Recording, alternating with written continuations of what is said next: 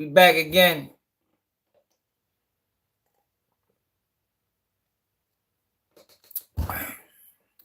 Yo, rolling 60s on the clock, yo. I'm waiting on a public DPS. Just wanted to throw that out today.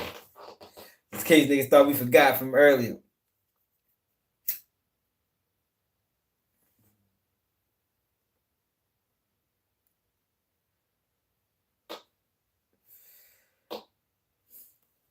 Yo, I'm about sick and tired of Parole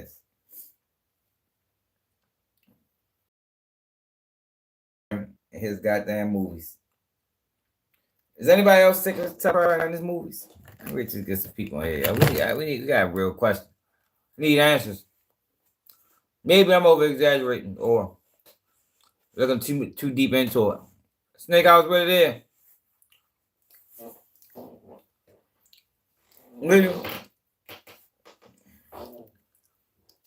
G man, I hit that new. Yo.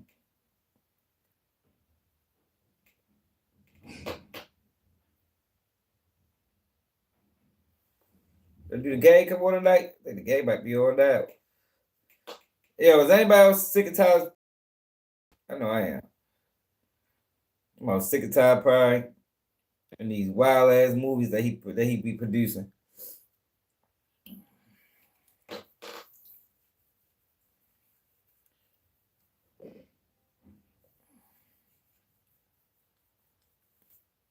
Oh, good. All right, already. So look, y'all. So Ty Parole got a new movie out. We got a new movie out called Straw. Taraji P. Henson in it. Tiana Taylor in it. You know, just to name a few. And in this movie, y'all know I done said something about Ty Parole before about his exploitation of black people. Like, that man done probably put out hundreds of movies. And not saying he haven't done one, but I can't think of one offhand where it's a healthy. Like, yo, he can put all the bullshit, right? All the trials and tribulations, you know, in his movies. And still have a healthy family. Yo, but for some reason, he never does it. And y'all, I believe has shown that imagery is real and perception is reality. I think if most people with sense will understand that, right?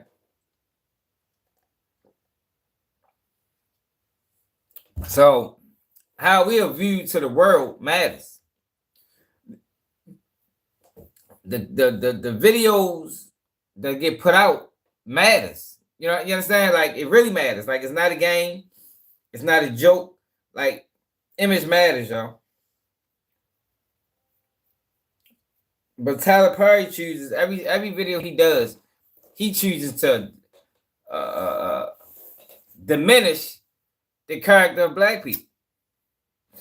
Now, I get it. You know, there's a lane for that. But that's no different to me than designing your platform around drill music. The blogs posting drill rappers crashing out, dissing each other, dissing the dick. Like that it's the same. It's all the same. But it was like when Tyler Perry do it, he gets a pass.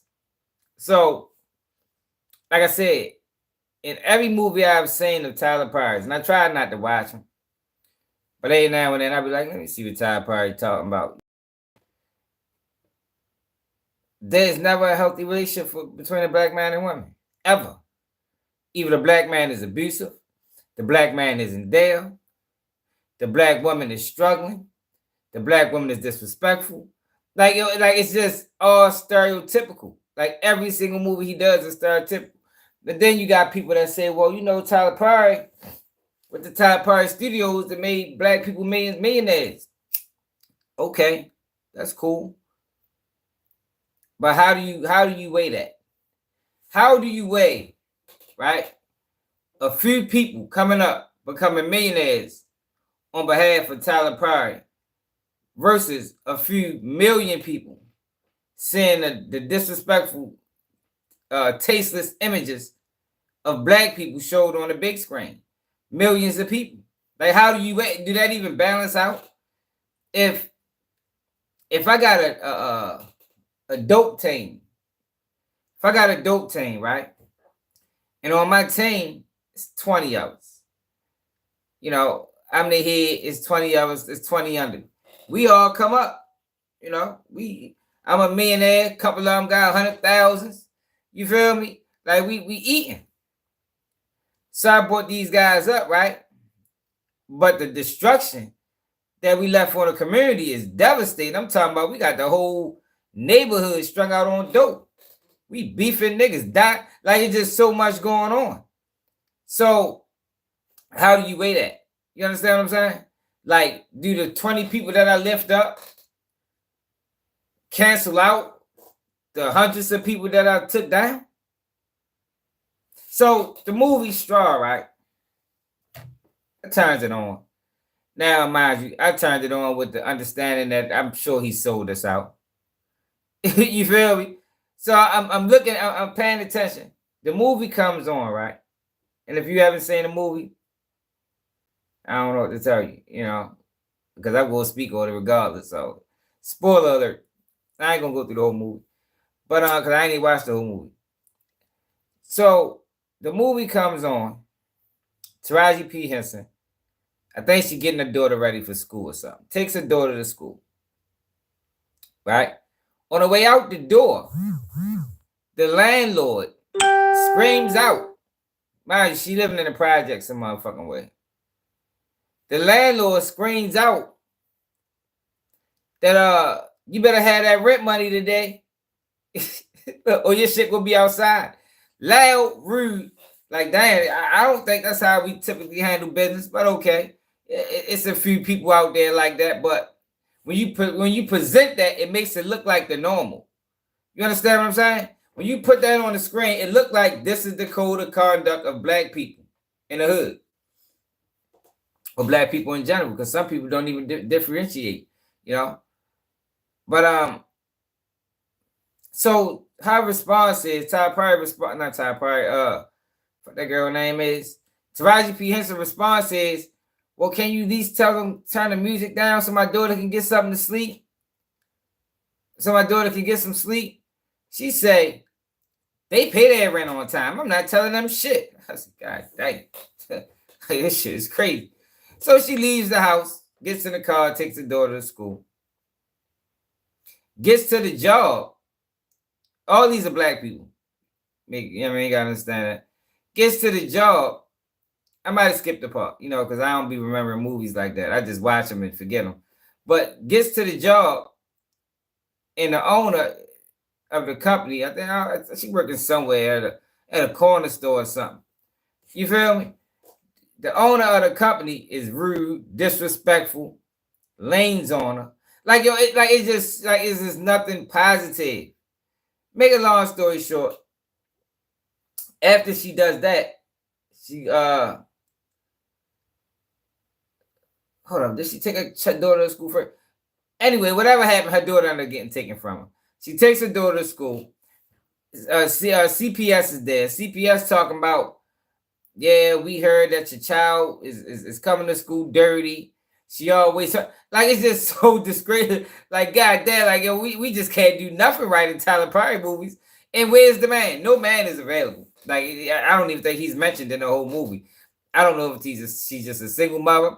I don't know if the child even know the father. Like, yo, god damn, bro. These create, if you're gonna put all the bullshit in the movie, at least make it a family dynamic. Sometimes. Like, the man ain't always gotta be abuser. He ain't always gotta be a cheater.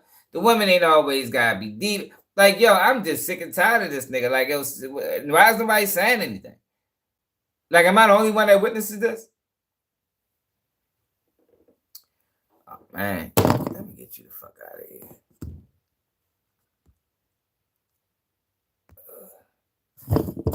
Am I the only one that witnesses this? Like, I can't be. Because I've been watching them do this shit for years. And I just think it's disgusting. I just like, oh, god damn, bro, like, you just gonna keep selling this out.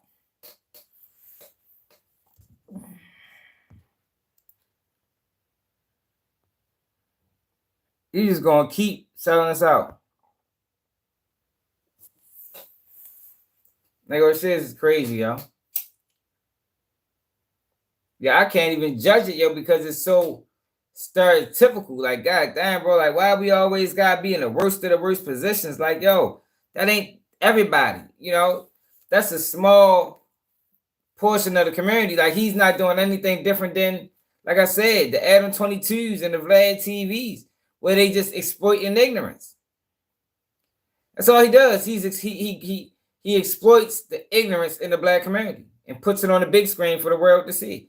And us as black people, we support it, not realizing the effects that these videos are really having. Like, oh, these videos is having effects. We ain't never gonna get viewed how we supposed to be viewed as long as Tyler Perry in the mix.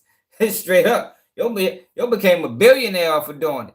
That's why I be always telling y'all, yo, it's so much money in black exploitation. It's money in it. And a lot of people take that route. A lot of people take the exploitation route, man. And we just watch it, consume it, and not even realize we're being exploited. We call it a great movie. Now, this is a hell of a movie. Yeah, man, the whole time they just exploited the shit out of us. I just can't stand it, man. Hey, man, what the fuck are you talking about? Fuck about it. If I get on your ass. Bad boo. Well, I just had to speak on that, yo, because my bad. I just had to speak on that because I just be like, oh, god damn, Tyler. Like, you relentless with it. It's like, back, you drop 3, 4, 5 movies a year exploiting niggas. Like, god damn, at least, if you're going to drop 5 movies a year, at least make one. I mean, like, oh, you might not make the, people like ignorance. People like nonsense. You know what I'm saying? So you might not make the money just on this movie. But at least you putting out a positive image. Like, I take a short sometimes. Shit, you made $1 billion. Like, you can take a short every now and then. Just doing a movie that makes sense. A movie that's beneficial. A movie that people can learn from and people can mimic their life or something. You feel me? Not just this exploitation shit that you do. You're like, I'm sick of it. I think it's disgusting. I don't respect it at all.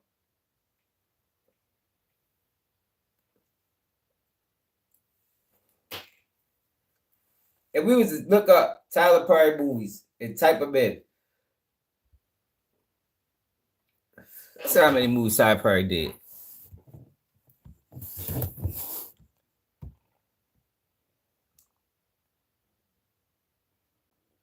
Yeah, you ain't lying. Definitely ain't lying, bro. I forgot about that. You're right, he did get famous for wearing the dress. So you're right, it ain't too much you can expect from him. But it's just like, god damn, bro, like, this shit's getting out of control.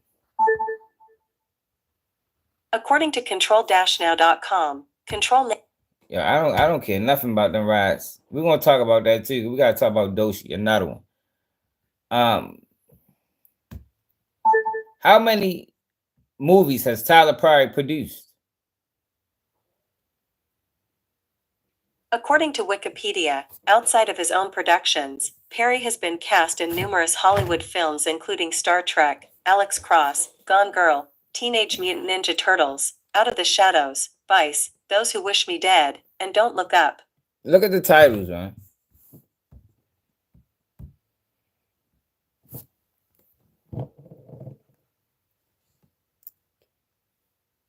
I could be bad by myself. What the fuck? Why's the door that? For colored girls. All stereotypical movies. Yo, my fucking computer been geeking, yo. Hold on. Oh, here we go. For colored girls. A Family That Prays, which was a movie about bullshit.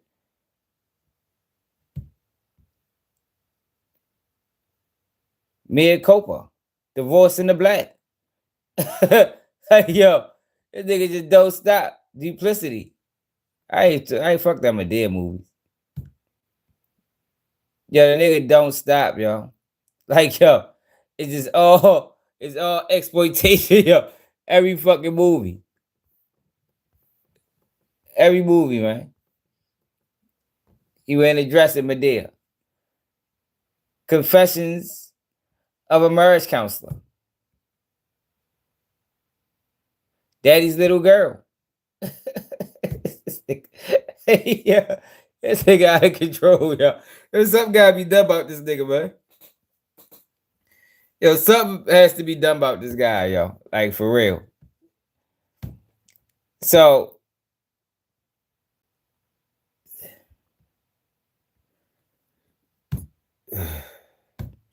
then he hires black people. Salute, you know. He probably made a few guys some money.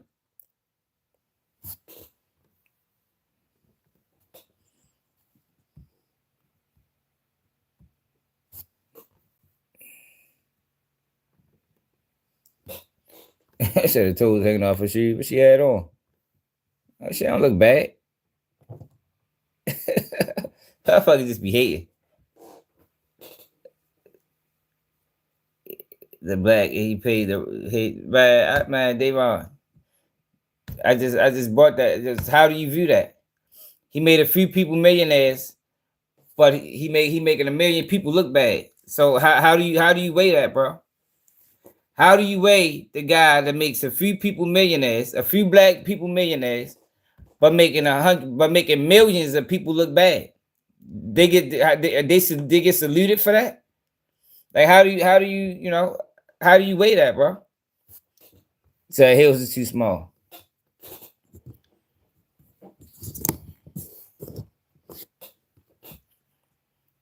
How do you weigh that?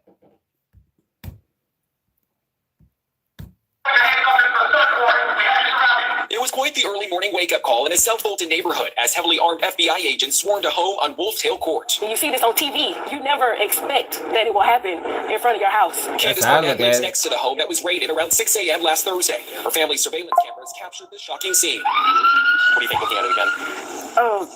When I saw it originally, and now I'm seeing it again, that's just something you can't unsee. The feds wanted to search the home of Bartholomew Keaton Harelson. They breached his door, and a few minutes after ordering him to come out, he did. He's a... The South Fulton home was one of 3 locations tied to Harelson, a convicted felon. The other 2 raids took place in Douglas County and Atlanta. Investigators say they found more than 550 pounds of illegal drugs. Dang. This was a major drug trafficking operation. The FBI and DEA together seized approximately 750,000 pills. These pills contained either fentanyl, cocaine, or methamphetamine. During the searches, officials say they also found pill presses to create counterfeit pills, about $150,000 cash and a piece of unique jewelry. Agents also found more than 24 guns, including a machine gun. They say Harelson was prepared to protect his operation. He faces 3 federal charges, including possession with intent to distribute controlled substances. It is alarming to go into a residence or in the garage, in that particular area, and find this amount of drugs, especially fentanyl. They found multiple types of drugs in pill and powder form. Specifically, investigators say they found over 56 kilos of fentanyl. Agents say they found enough to kill everyone in Georgia at least 4 times. This quantity of drugs doesn't get manufactured in the United States, right? So in that fashion, yes, he was being supplied by the cartels. Agents say they found over $9 million worth of drugs. They say that Harelson faces at least 40 years in prison if he's convicted, and up to life in prison. There's also one other interesting find during their searches. Agents found a book, and I want to read that title to you right now. They say it was called How to Avoid Federal Drug Conspiracy and Firearms Charges. Interesting read there, probably. Where the fuck you get that book from? It's a book. It's a book on that. How to avoid federal drug conspiracies and firearm charges. I hope that shit work out for him. Yeah, that shit ain't funny. We got some valuable information out that book, because he gonna need it. I ain't gonna lie. God damn, shorty. Maybe the book got the key. Maybe the book helped beat the case. I think that book was unnecessary read. The fuck he get out that book. So remember I was telling y'all earlier. Yeah, I don't know about that book. Rel Bleeder. real bleeder, got arrested. They have arrested a man in connection with a deadly shooting that happened in September of 2024 in Baton Rouge. According to Baton Rouge police, David Catherine is charged with first-degree murder. Is known for the murder of Catherine is a known member of the Bleeders. He didn't kill this lady. The fuck you kill a lady for, bro? Fuck, it's a mistaken identity. These niggas be high.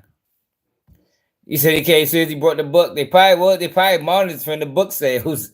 They fuck around raiding everybody that got the book. You heard me?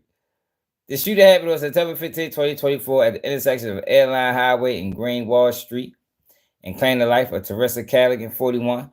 Officers responded to the scene around 9:30 p.m. and found Callaghan in the vehicle suffering from multiple gunshot wounds. Police said they believe a vehicle pulled alongside Callaghan's vehicle and shots were fired at the victim. Why the fuck did you shoot the lady, bro?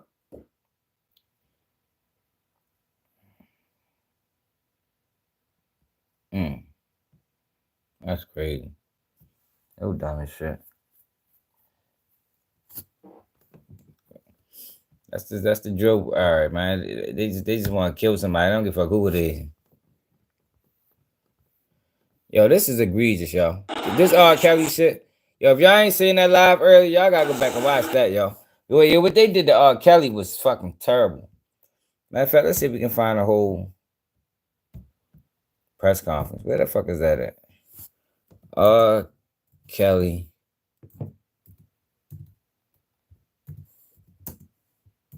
Press conference.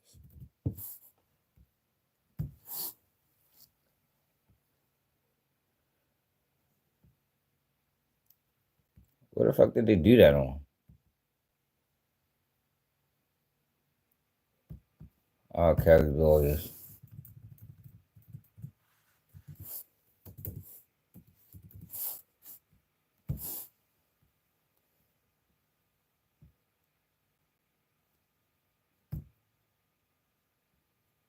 This could make the white.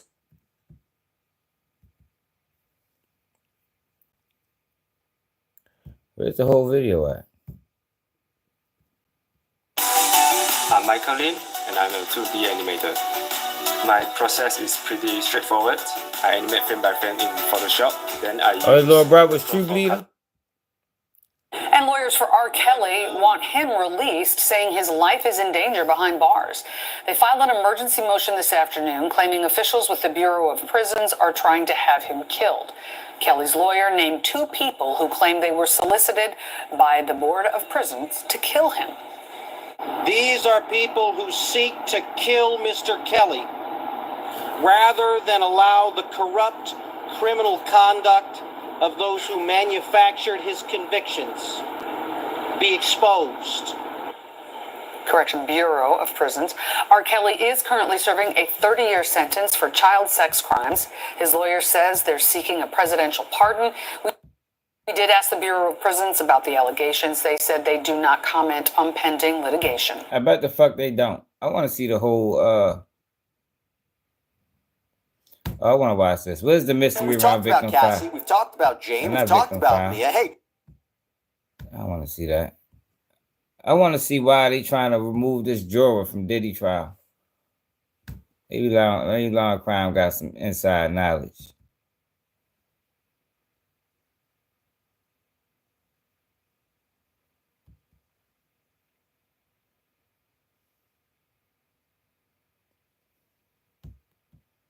No, you don't.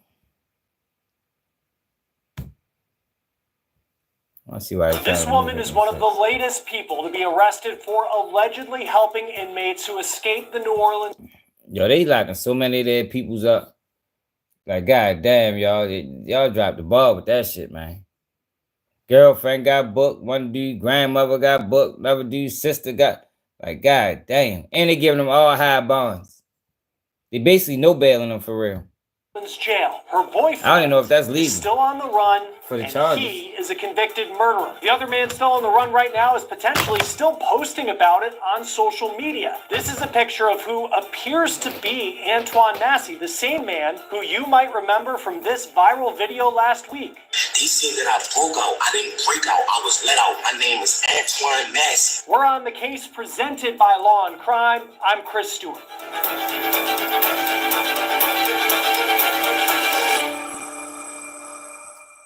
Who, Davon? We are coming up on 1 month since 10 New Orleans inmates escaped the local jail. Right now, these two inmates are still on the run, Derek Groves and Antoine Massey. Groves was awaiting sentencing after being convicted of shooting and killing 2 people on Mardi Gras in 2018. Massey is facing charges of rape, kidnapping, domestic violence, and theft. We'll talk about the latest in the search for those two in just a moment, but let's talk about the more than 12 people. Oh, the girl? Choose from a great selection of over 200. That shit crazy, yo. Helping these inmates before and after they escaped. This is a picture of Dariana Burton. She is 28 years old. Dang, this is the picture put up by the Louisiana Attorney General announcing her arrest. She's not only the girlfriend of Groves, the convicted killer, she is a former correctional employee. She's accused of giving at least one inmate a ride after the escape back on May 16th, when the inmates ripped open a faulty door, broke through a hole in the jail wall, leaving a bit of trash talk for the sheriff, saying it was too easy, and then running out the back of the jail to freedom. Police say not only did Burton just show up the night of the jailbreak, they say she had a video call with her boyfriend 2 days before the jailbreak. Groves apparently talked to her on a jail-issued iPad. Police say Burton held a secondary device up to hers to allow another man to talk to Groves so he could communicate an escape plan. To show how coordinated this jailbreak was, people on the outside allegedly helped several of the inmates escape. Police say on the night of the jailbreak,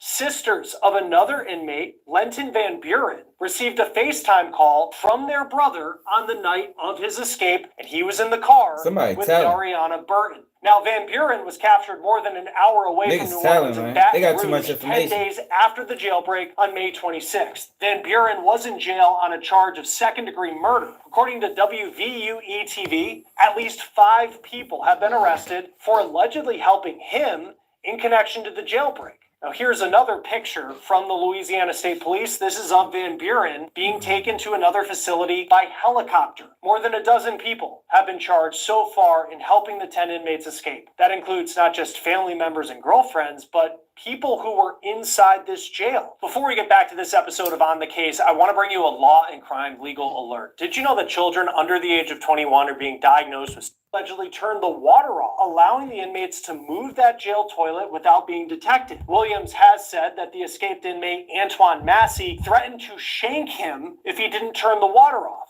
Speaking of Massey, in a bold move, he may still be posting on social media as he's on the run.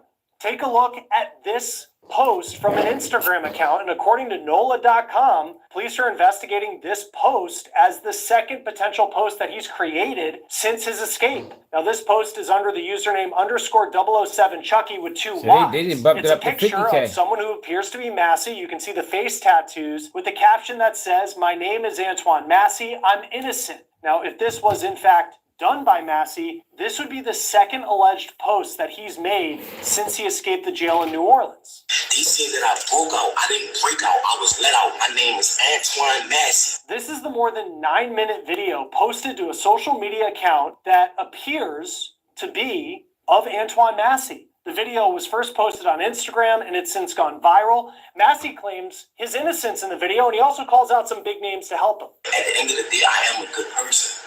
So I'm asking for help from the world, from Meek Mills, Lil Wayne, Young Boy, Donald Trump. I'm asking for these people. I couldn't even get a lawyer. I couldn't even afford a lawyer to prove my innocence while I was in Orleans Parish Jail. They said that I broke out. I didn't break out. I was let out. My name is Antoine Massey. This is the immediate response that law enforcement had to that Instagram post. This is a picture from the Associated Press of a home in New Orleans that police raided quickly after that video went viral. And police say that Massey wasn't inside the They home, but definitely they can't help did him. find some of the clothes he was wearing in that video, so they must have just missed him. Now, this apparently, though, wasn't the first time that Massey has broken out of jail. WWL TV found that he has an escape record Man, that they're not goes back paying nearly 20 motherfuckers. years. I heard they haven't been paying people. Motherfuckers been snitching and ain't been getting the money. It's a dirty. You can't trust these people, man. That's why you don't work with them. You can't trust them. You can't trust them to protect you. You can't trust them to stand on their word. You can't trust these people for nothing. Charlene, how you feeling? Good?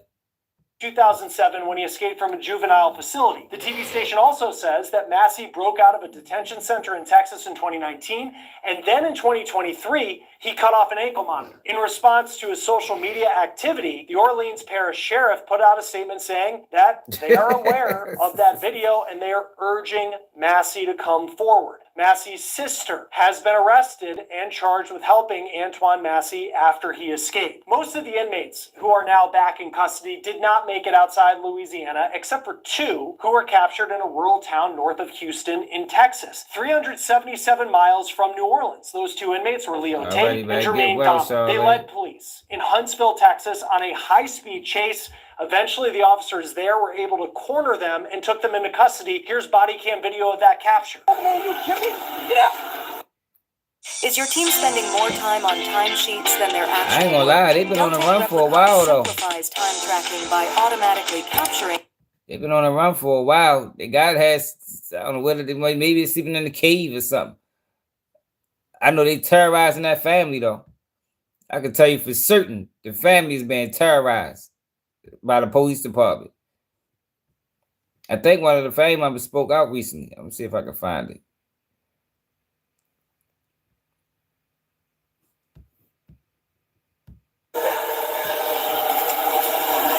Got hands if everybody can hold it. Jumbo, good hands? Shut up. Unlock the door with your right hand. Crawl to, no, Jumbo, back up. Crawl to him. No, there they go trying to be extra. Crawl. Trying to make a nigga crawl. What you gotta crawl for?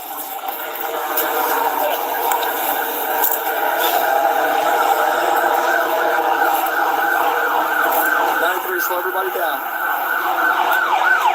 And here are 2 pictures that the Huntsville Police Department put out of those 2 escapees who led them on the chase, Leo Tate and Jermaine Donald. Donald is the man you see in the white shirt. He was in jail on a charge of 2nd-degree murder. Tate's original charge was obstruction of justice. What? They now both will be facing additional charges, not just for the escape from New Orleans, but for leading police on that chase in Texas. Law enforcement is offering $50,000 as a reward for tips leading to the capture of those final 2 inmates who at the time of this recording are still on the run.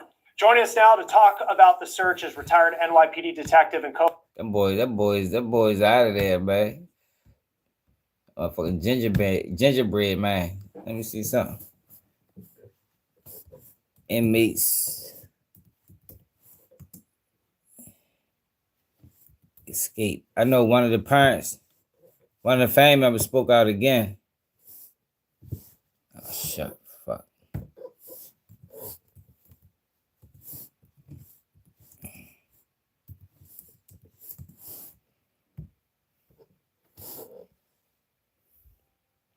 Look, they still speaking out. Grandfather speaks out. Now been more than 3 weeks since 10 men broke out of a jail near downtown New Orleans. This morning, 2 of the escapees, well, they are still on the run, and another jail employee has actually been arrested for allegedly helping the inmates break out. 32-year-old Antoine Massey is one of the men still at large. He was seen in a viral social media post, several of them actually last week, arguing his innocence on the assault and rape charges he is being held for escaping on.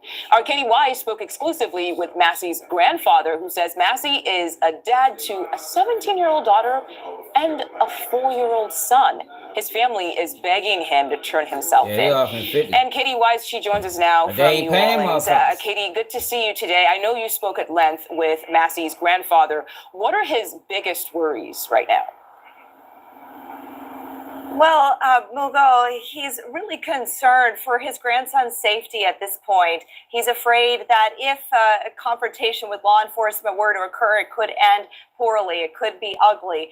And so he really wants to avoid that at all costs. He wants his grandson to be safe. So he's just begging for Antoine Massey, if he can hear these broadcasts, to please do the right thing and turn himself in right away to avoid anything from going south.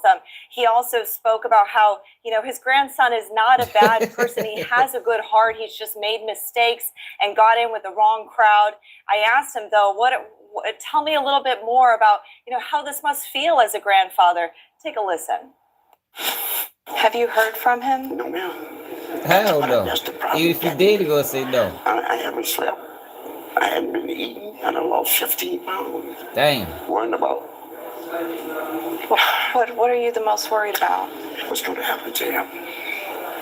I'm worried about what's going to happen to him. At the end. That I'm not ready for. I just want him to give himself up. Show some love for your family, man. They terrorizing the family, y'all, I'm telling you. Not your children, your grandparents, your mother. All these people's in trouble around you. Look, I told you. They wishing you would just give up when we are knowing that you're okay.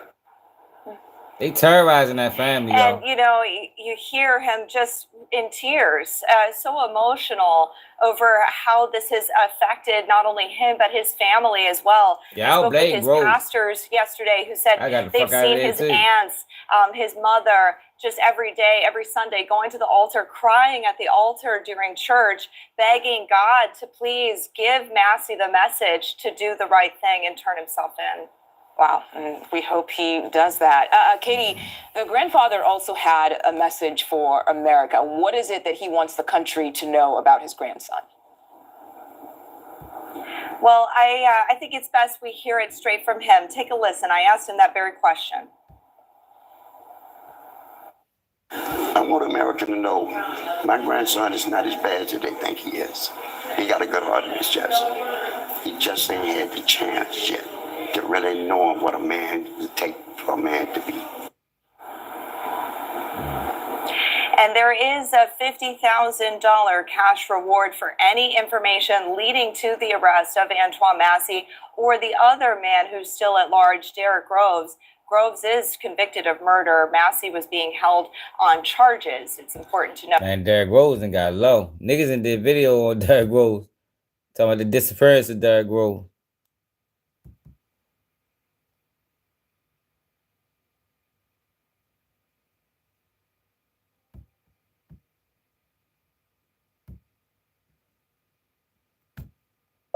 Derek Groves disappears. Not Rose. Not Rose. Come on now.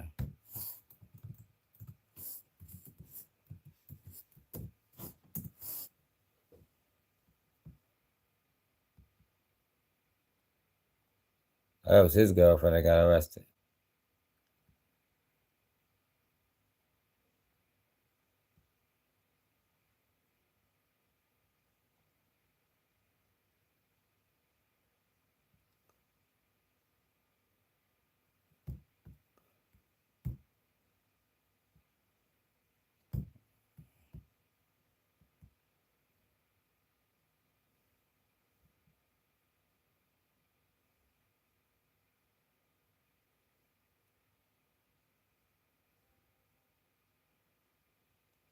He must ain't do a video on.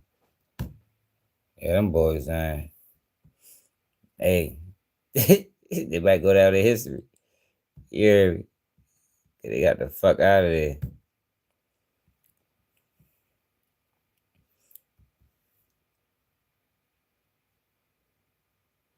They got the fuck out of there.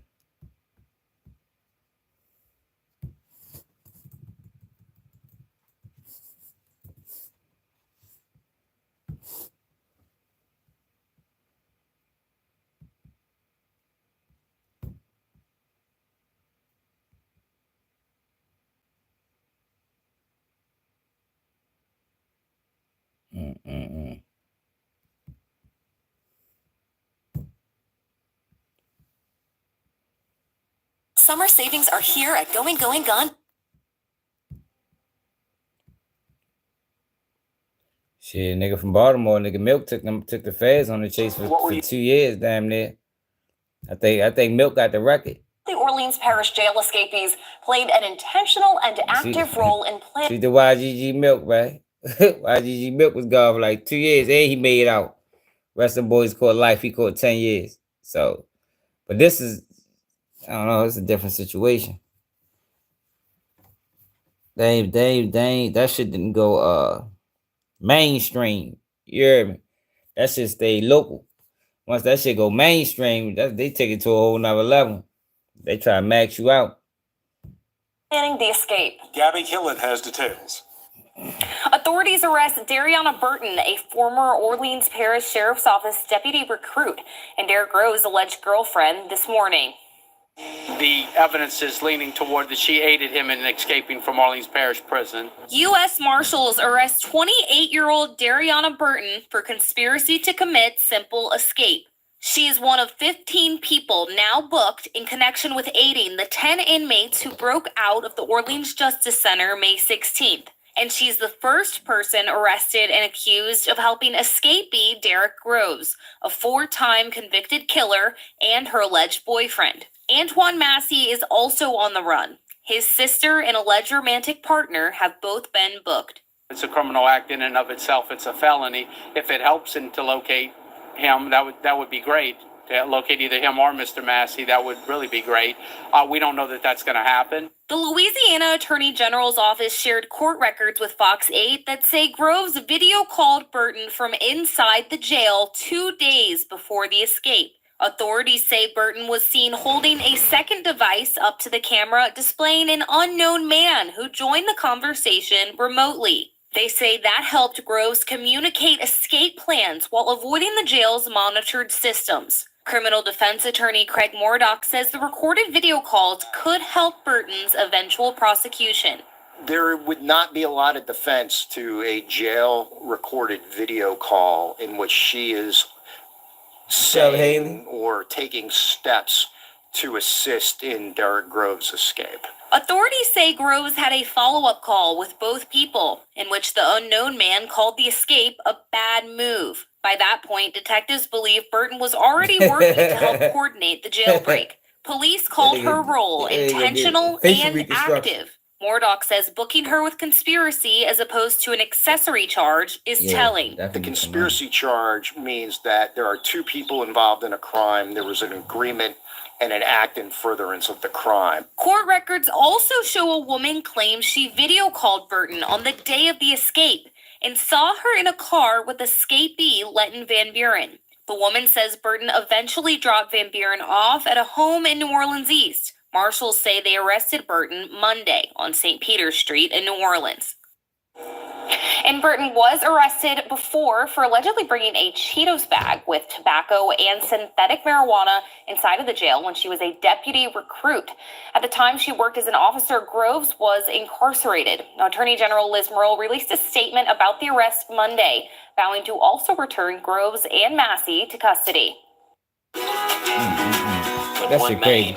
Yeah, but let me talk about this, bro. This shit bothers me. Yo, remember I was telling y'all, everybody saying what's going on with the ICE raids and shit like that. But remember I was telling y'all, I can't wait until these black people start. What the fuck? She's smiling on the motherfucking jail picture. I can't wait till these entertainers start trying to rally black folks. Yo, the day before I said that, the day after I say that, here you go. You got my son, the general, the Democratic plant. Look what my son, the general, says. I am a proud, unapologetic black man, and my goal, mission, and life work is for the advancement and the evolution of my people. With that being said, I'm also a human with a moral compass and empathy and values. And those values will not allow me to sit silent and watch other humans hunted, violated, demonized, and dehumanized.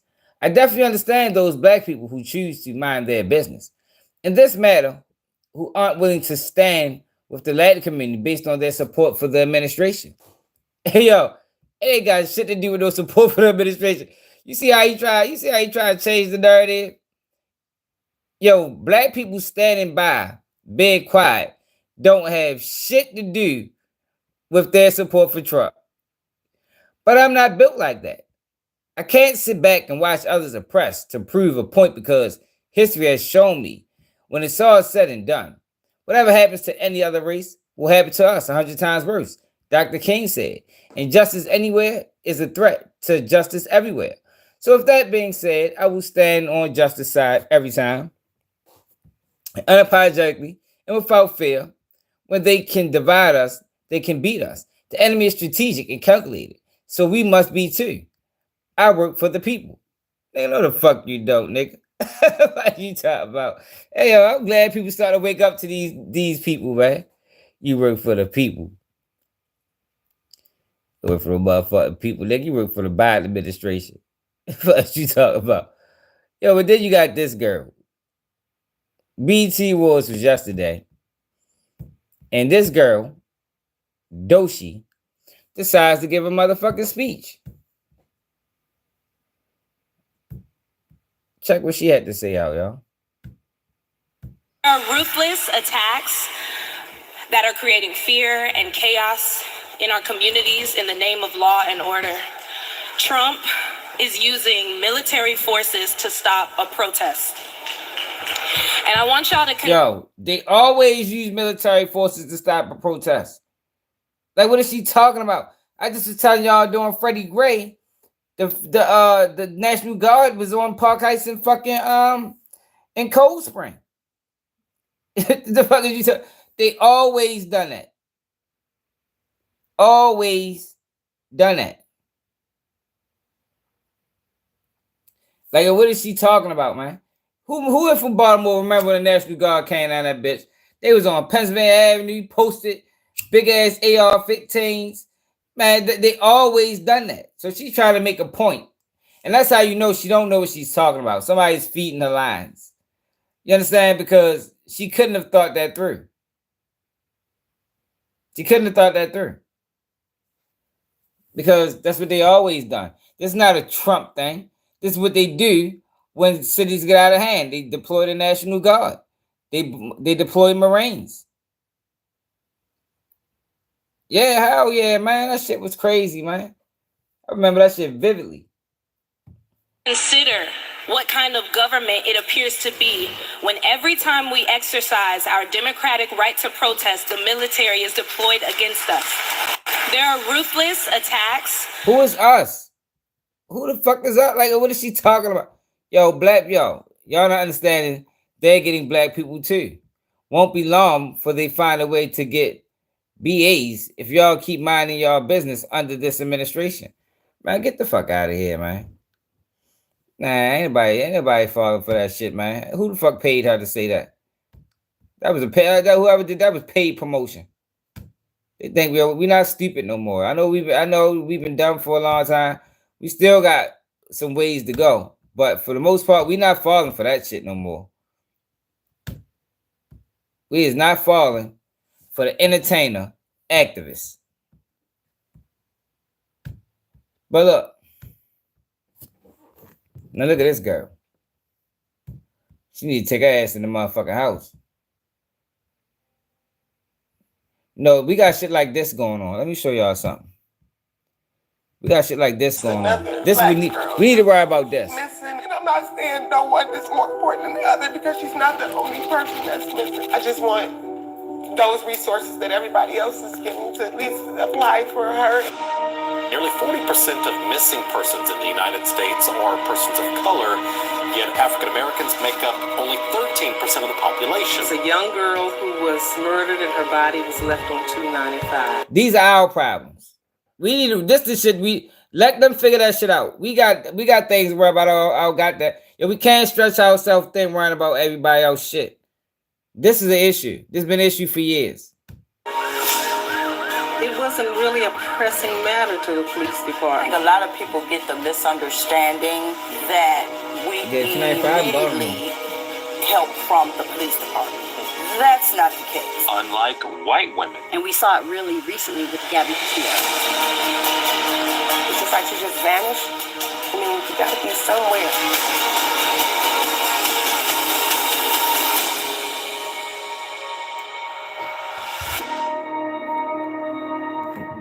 This is the shit we gotta worry about. Missing Black Women documentary will leave you speechless. The most important documentary you have to watch this year. From Black filmmaker William Anderson. See the William Anderson, man. He should have Tyler Perry money. Highlight shit that matters. Not fucking stereotypical bullshit. But look at this girl. She's mind her motherfucking business. Out here worrying about the wrong shit. I want us to focus on this guy right there. Look at him. Trigger happy as Shit fuck. probably a play. So I just showed you him, right? Look at that. Oh, what's passing by? Where's our money going, right? Where are our tax dollars going, right? Because it's not Right, promoted, right, bro. right. They don't promote that type of shit. It's coming on Amazon Prime. It might be already on there. So we've got trigger happy fucking bitch over here. Look at.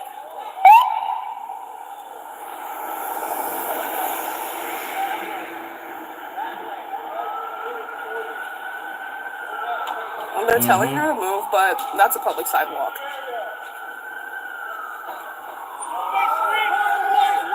They're telling her to move. What is she doing? Watch, if they shoot her.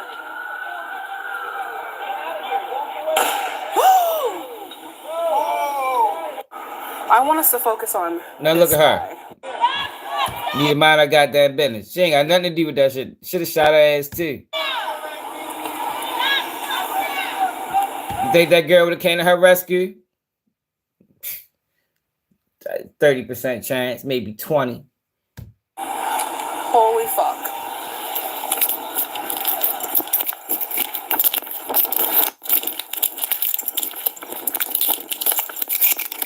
Come here.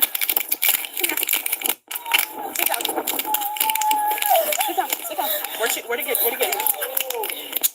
Really, fuck off. She's not doing anything. Come on. Yeah, We're moving, asshole. She trying to play rescue.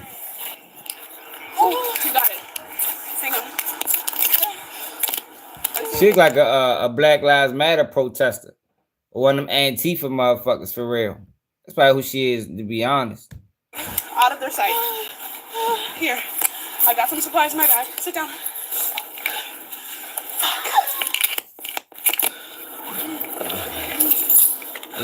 Well, that's not what's going on in this situation.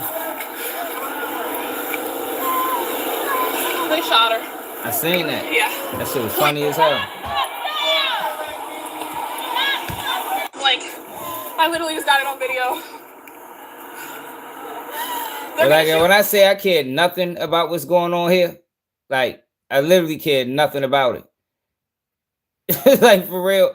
Like I don't think people understand that. Like, yo, we got murders happen daily in our communities, bro. Like, let them figure that shit out.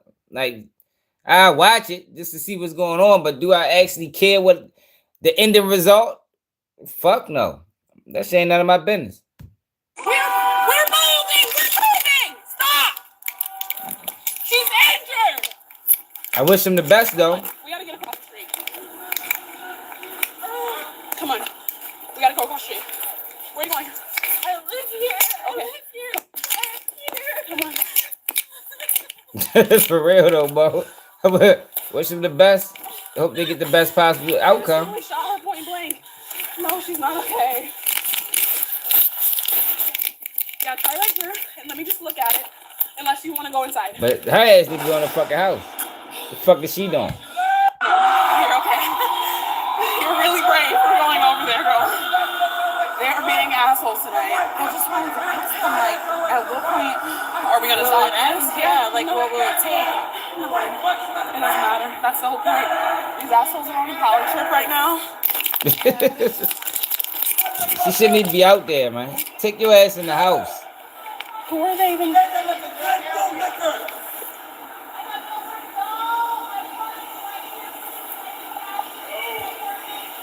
and like this girl is trying to pass through the barricade to go home, and they're telling her no.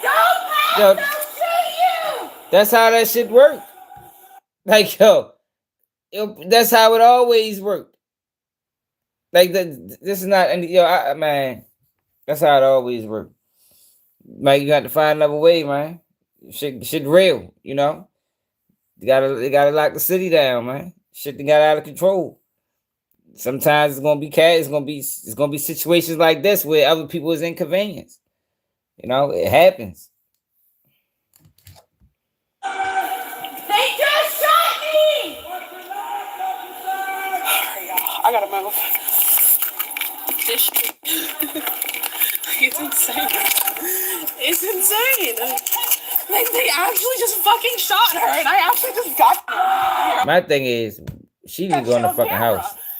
Holy! I know. They just shot her 2 minutes ago. I am pressed. Can you say that to me? Because I got shot. I was calmly talking to fucking people earlier. Okay. No, Are you okay, by the way? I'm fine. I was just talking to this girl who was helping block the street. She crossed the street because she lives over here, and they won't let her through the blockade to get home. So she's crossing the street with her hands up, asking how she can get home. He's 5 feet away from her, shot her in the stomach point blank. Can you say that to me on video? Is that okay? Yeah. Okay. I have a video of it. This ain't Black Lives Matter, man. You hear his voice? I guarantee they Black Lives Matter people. That's who the fuck they is. They either Black Lives Matter or Antifa. That's who the fuck they is. Listen to him. And I got it on. Okay, guys. You hear his voice? It's Black Lives Like Matter, said, y'all. I don't need to. It's still how you talk. I'm happy to help however I can. I'm just fucking like worked up right now, to be so honest with you. It's insane. No, they blocking off several different entrances to the streets that lead to the At least she was Black Lives Matter. buildings, pretty much. I know. They just shot her 2 minutes ago. I am pressed. Can you say that to me? Because I got shot. I was calmly talking to fucking people earlier. Okay. Are you okay, by the way? I'm fine. I was just talking. Y'all. That's Black Lives Matter, y'all. Told you Black Lives Matter is the gay movement. You can hear it in his This girl voice. who was helping block You the can street. look at her. She crossed the street because she lives over She don't deal with guys. That's BLM. here, and they won't let her through the blockade to get home. So she's crossing the street with her hands up, asking how she can get home. He's 5 feet away from her, shot her in the stomach point blank. Can you say that to me on video? Is that okay? Yeah. Okay. I have a video of it. I got it on. Okay. Okay, guys. Yeah, it is. Okay. Like I said, I don't need to. You Yeah, can no. Take a moment. You can take a moment. I don't want. I'm happy to help however I can. I'm just fucking like. Yeah, that's what that is. I don't need to see no more of that. LA ice raids.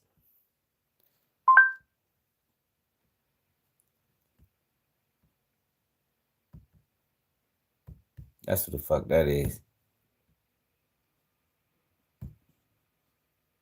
Told you Black Lives Matter is the LGBTQ movement. They didn't put them on the curfew. Probably about 600 people in the park. They were sitting in the grass. They were listening to other. Laura Diaz reporting live from downtown, sending it back to the studio.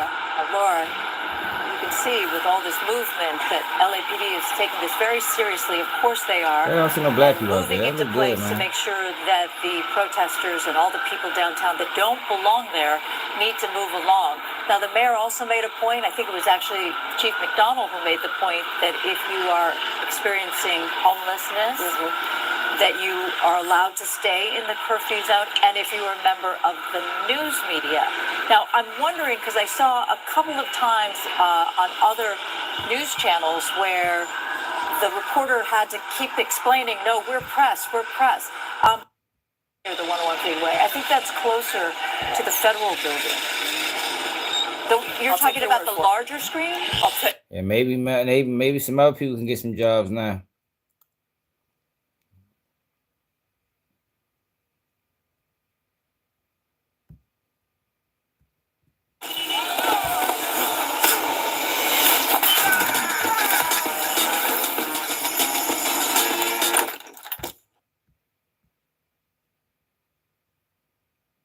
now we want to get to this. And there's this legal back and forth that's now going on in regards to the picture you're seeing right there, the California National Guard.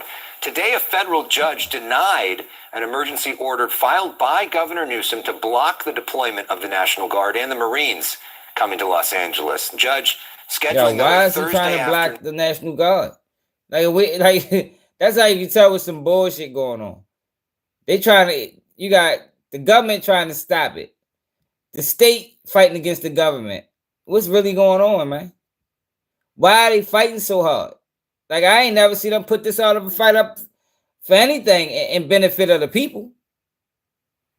Like, when did they start fighting for the people? Like, this shit is new to me. Because for years, we've been fighting against every motherfucking body. Ain't nobody fighting for us. But now, all of a sudden, they fighting against the government to keep the people here. Man, get the fuck out of here, man. Noon hearing on California's request for a restraining order. So today we asked you to immediately block it. The judge said no, but we can have a hearing where you can lay out some of the arguments. Now, all this comes as the president threatens to invoke the Insurrection Act. And if that happened, he would be given more powers to take over the military, and some of these legal fights would almost be moot. Here's some of the president earlier. If we didn't get involved, right now, Los Angeles would be burning, just like it was burning a number of months ago with all the houses that were lost. Los Angeles right now would be on fire, and we have it in great shape. We're not playing around. So that was President Trump talking in the White House today, claiming that the city would be on fire, although we have seen the National Guard mostly focus on a few federal buildings. They have protected those buildings, but we have not seen them do a whole lot else. The police, the difference between the National Guard and the police will shoot you. They're going to have to go through the motions. One of them National Guard motherfuckers shoot you, they ain't got to worry about nothing. Other than that, in terms of trying to get things under control. House Speaker Mike Johnson weighing in on Governor Newsom's restraining order request. Here's what he had to say. Gavin Newsom should be arrested, but he ought to be tarred and feathered. I'll say that. I mean, look, he's standing in the way of the... What the fuck is going on in America? This nigga say, that nigga say he need to be tarred and feathered. This shit is treason at this point. They might as well hang his ass. God damn. That we get radical with it. Shit, I like it. Keep it real. I'd rather you be real than be fake. The administration and the carrying out of federal law, right? He is applauding the bad guys and standing in the way of the good guys. He is trying to, he's a participant, an accomplice in our federal law enforcement agents being not just disrespected, but assaulted. This is a serious problem. That's from Speaker Johnson. Governor Newsom the other day telling me that he thought that Speaker Johnson was a joke and basically like a lapdog to Donald Trump doing whatever he wants. So clearly the two of them not in a great place. They may have to work together on $40 billion of federal funding for LA wildfires, but for now, this is what they're talking. Yo, this is Biden's fault, y'all. That's the crazy thing about it. Like they're trying to, can be a struggle. They're trying to blame Trump. Yo, but it's not. This is Biden's fault. Yo, look how many immigrants they allowed in this country. I don't know if y'all know the numbers. How many immigrants was allowed into the United States during the Biden administration? According to MSN.com, data from U.S. Customs and Border Protection shows a total of 10,680,981 nationwide encounters have occurred under the Biden-Harris administration from FY 2021 to FY 2024 to date. Come on, y'all. Come on now. Come on, y'all. This is not Trump's fault. He let 10 million of these motherfuckers. Like, how many of them is undocumented? How many of them are illegals? Probably more than half. You'll probably let 7 million illegal immigrants over this bitch. Like, this is not Trump's fault. Like, the media is trying to manipulate and blame it. What the fuck? They should not have been left over this bitch. Riz says really 14 million.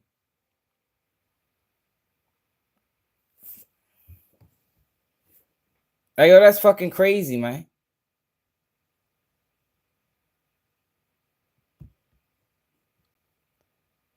have been flown to U.S. under Biden's parole program. Let's check this out. Living with opioid addiction can be a struggle. Supplicate. Probably is more. If those are numbers, you know it's more. Now, a controversial Biden administration program is flying tens of thousands of migrants into the U.S. every month, and we're not quite sure where they're going. Alexis McAdams joins us Black with that part of community. the story today. That's where he Alexis, sent good them all. morning. Bill, good morning. This is a wild story a lot of people are talking about. It's not just migrants, as we talk about, flooding into the United States on foot pretty much every day, but they're also arriving at airports across the country. And the Biden administration has flown more than 350,000 migrants into the country using a controversial program to grant them humanitarian parole. But today it was just announced before I came out. It was unbelievable. I said, that must be a mistake. They flew 325,000 migrants, flew them in over the borders into our country. And as a hot topic on the campaign trail, Customs and Border Patrol data showing that 357,000 migrants have been flown into the U.S. from Cuba, Haiti, Nicaragua, and Venezuela. That's just through the end of January. It's all part of a special program called the CHNV Parole Program that grants migrants 2 years of humanitarian parole. So the CBP denied a FOIA request to name the airports where the migrants arrived. That was filed by the Center for Immigration they try to find out where y'all They sending told them, in part, if disclosed, it would reveal operational vulnerabilities that could be exploited by bad actors. So no answer on where these people were going. While we see massive groups of migrants crossing illegally at the southern border every day, the migrants in this CHNV program are able to apply for asylum. How? Well, they use a cell phone app to do it. There are strict eligibility requirements, though, for this program, including having a supporter in the United States, that's not how that works. undergoing security. Y'all, we can't. You think they can just fly in a million Americans into Cuba? Like, yo, it doesn't work that way, bro. Like, yo, what the fuck we want? It don't go like that.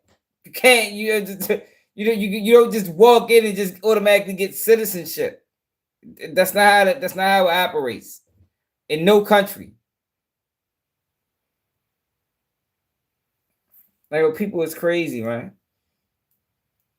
Y'all keep falling for the media manipulation games, man. Don't work that way. Name a country you can just walk into and just become a citizen overnight.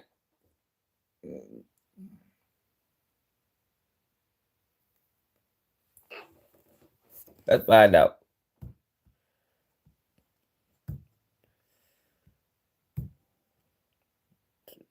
So make sure I'm accurate.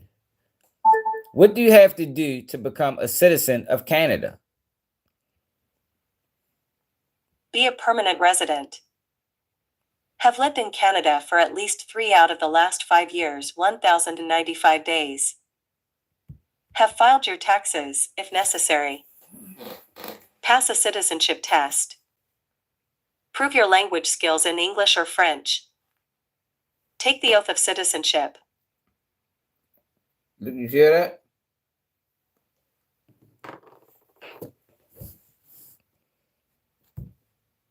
How many years does it take to become a citizen of Cuba?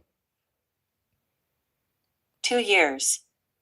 According to expatfocus.com, to apply for citizenship in Cuba, you must meet the following criteria. Be at least 18 years old. Have a valid residence permit in Cuba for at least 2 years. Have a clean criminal record. Be able to speak and write in Spanish. Have a basic understanding of Cuban history, culture, and society. You hear that? A lot of these motherfuckers don't even speak English. That's to see Africa. How many years does it take to become a citizen of Africa? According to SouthAfricalists.com, residency requirements. Applicants must have been ordinarily resident in South Africa for 1 year immediately prior to the application and have resided in South Africa for a cumulative period of not less than 4 years during the 8 years preceding the application.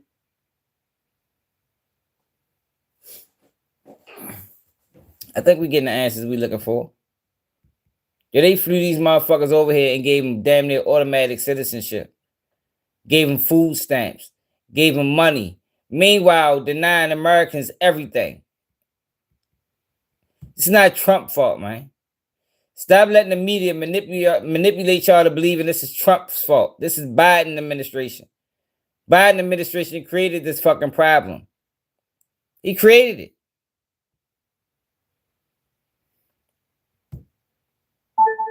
Is it hard to become a citizen of a country? According to getgeese.org, the hardest countries to gain citizenship, Qatar, Japan, Monaco, Finland, Bhutan, etc., often impose stringent residency and language proficiency requirements and cultural immigration demands. Yo, we don't even require motherfuckers to know English. Yo, we don't even require the basic. That you would think that would be the basic need to speak English. So when you hear Donald Trump say, well, they don't even speak English, people look at it like, what you mean? Yo, because in every other country, based off of what we are reading or learning today, is you got to know how to speak that country's language fluently. Fluently.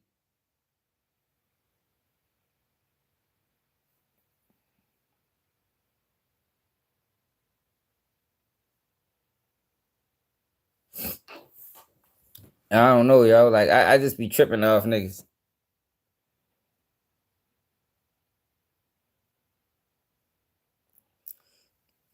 Yeah, with this government doing this, it looked like somebody trying to move them out.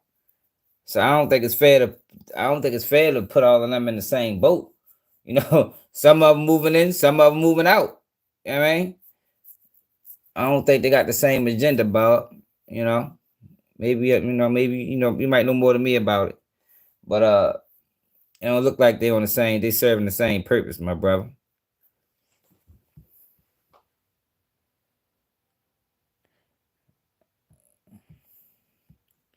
I'm just saying, stop falling for the media manipulation, man.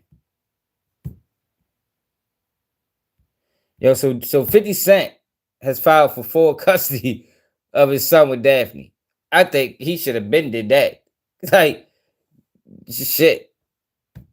Real quick. Dan, this is what happened. Okay. Okay. This is Mrs. 50 Cent. She says she got married to 50 back in, was it April? I think she got some type of mental health issues. But I think 50 should have been to that.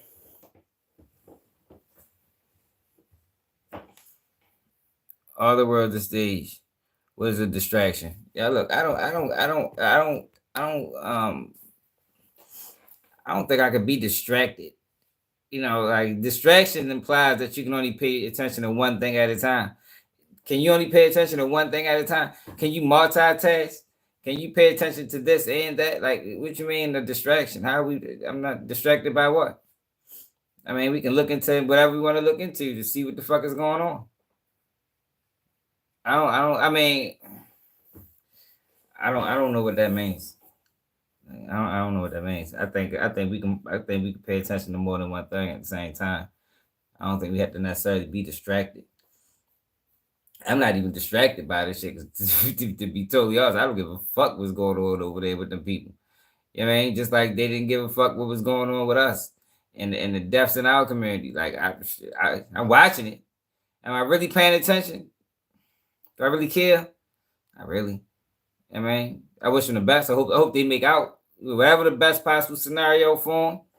I hope that's what they get. I hope that's what they accomplish. But do I care what happens? No. So I don't think I'm definitely not distracted. Maybe you're distracted by it, but I can give two fucks about what's going on. I'm more worried about these motherfucking black girls missing in the United States. You know, we can focus on that. I don't give a fuck what's going on with another country and another people. Just like they don't give a fuck what's going on with my people. You know what I'm saying? So we all in the same boat.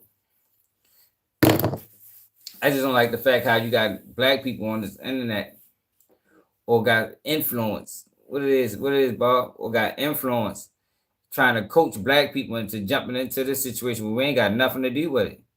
The fuck, I think we did enough fighting. We did enough.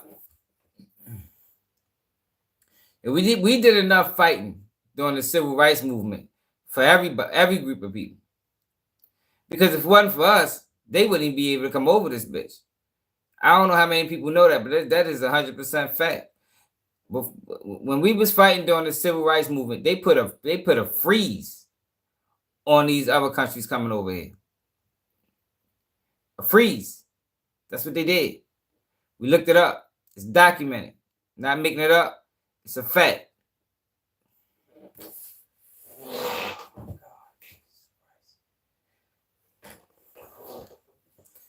It's a fact. Maybe you should look it up. We already done it. What it is, Shara, what it do? Maybe you should look it up, man. 1965 is when the Civil Rights Bill got passed. 1967 is when they started allowing these other countries, other people to come back over here. Based off the fights that we put in the 60s, created a pathway for these other people to come to the United States of America. That is documented facts. I think we did enough fighting. Now, they got to continue fighting, obviously. You know what I mean? We ain't going to keep fighting. You understand what I'm saying? Because they wasn't out that bitch fighting for us. They wasn't out there. But was they out this bitch with the George Floyd shit, even though that shit was a play? Were they out that bitch with Tamir Rice? Was they out there in full? I didn't see Mexican flags flying when Michael Brown was murdered in St. Louis. I didn't see when Freddie Gray was killed in Baltimore. I didn't see no Mexican flags. I didn't. I'm sorry. Maybe I missed it. You know, maybe they was somewhere in the alley or something. But I didn't see them. They weren't out in the open. So why should then will we be out in the open rallying for them when we've been fighting for shit? How many years now? On our own? White people there was some white people in there too. But I'm talking about on a large scale. It's a lot of them. You know what I mean? Then when they go to jail, they fuck with the other side. You understand what I'm saying? So when we get booked, they still don't fight with us. They choose you understand? They choose the same side of the people that's sending them back to their country. So what the fuck you mean? Fight on. Salute. I'm watching. Just from the comfort of my motherfucking basement. You understand what I'm saying? We don't need to be out that bitch fighting no battles for no other group of people. It's damn near hard enough to get black people to fight for what's right. You understand? Like, shit, you crazy. Yeah, you lost your mind. You think we need to be out that bitch, or we should care what the fuck going on with them people. Get Biden.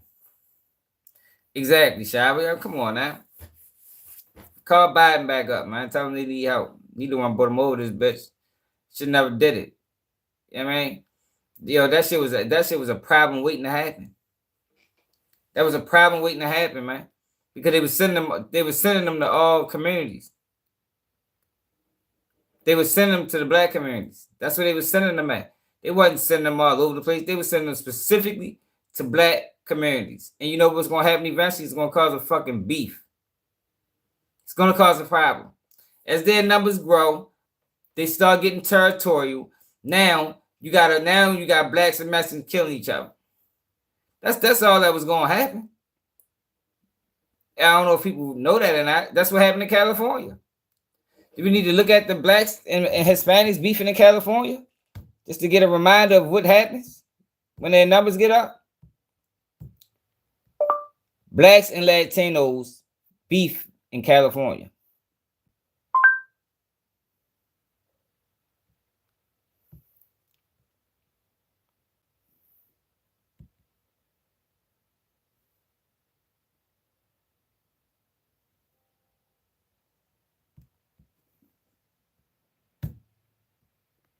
They're not our motherfucking allies.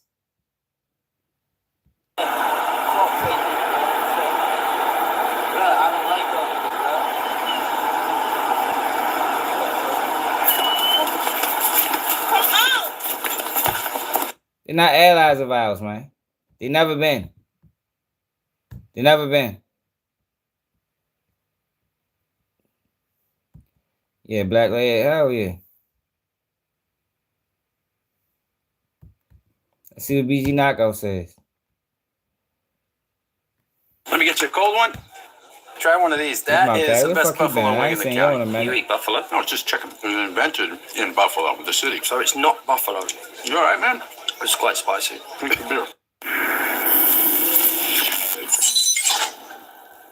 Well, one of the things he said in our interview, and this part's not out yet, is that because he was locked up for I think 7 years, something like that. And he basically described how in prison you could be cool with the Mexicans, right?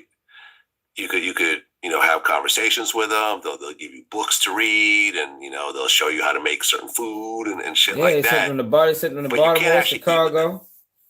Oh yeah. And then when things break out, because he's been in situations where there was, essentially racial wars in prison, is that dude that you were cool with yesterday, you're both holding knives and you guys are trying to stab each other the next day. Even though y'all are cool. You hear motherfucker hitting the bone, like, you hearing that shit in his bone, like, he finna go see Jesus. There ain't no ands if or buts about it. But in that, it's a hurtful thing that it get to that point because you're confined with all of these different people and you get to have relationships with them outside of your race. These guys. These are guys who've brought you books. Hey, man, have you read this book? But you're standing here looking at him and he's the enemy now. When that shit breaks out, you're on the racial side of whatever you're on, black, Mexican, whatever Kiwi, else. So this is, you've seen this type of thing. That man yeah, man, because, they can't, thank you, for them, they can't really not show, that they're with their people. You know what I mean? Irregardless of how cool you are with this black dude, when we see you, you better be getting busy. You know what I mean? Irregardless of who's in front of you. That's kind of like their policy.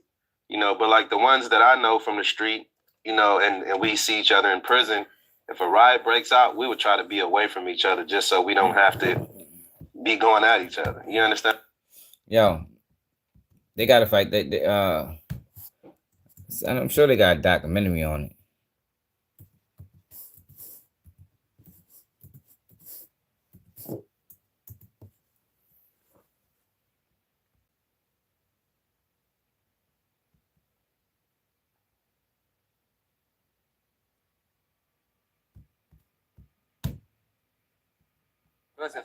Well, she said mainly she's living here for 6 months and she has several problems. Somebody brought in his house. Black people houses around here. She don't like it. Why she moved in here? Excuse me? If she don't like it, why did she move in here? Majority over here is black. Man, you got shirt heads, face heads, alcoholics, and people do all that kind of shit, man. Black people houses. She don't like it. Move out. The same thing happened to her house, happened to black family. It's so Lucia. You don't like it, move out. You got to come together and cut all this shit out. I'm just saying. She talking about, she crying out, talking about, she's crying out, talking about people done broken her houses, people been breaking in black people houses over here for years. She ain't the only person got her house broken in. Black people houses been getting broken in. So what do you think is the solution to the whole mess? Everything happened to them happened to everybody else. Right. Black people getting their house breaking into, the same thing happened to them is happening to us. Hold on, I'm trying to find a documentary. They ain't talking about nothing. I'm sure they got documentaries on it. On tension between blacks and Latinos. Like, yo, that's just what it is, man. Like, yo, they gotta fight on their hands, man. Look how many videos people done on it. Natural rivalry between Mexicans and blacks in Los Angeles. Like, this is ongoing war of Crips and Bloods. See that.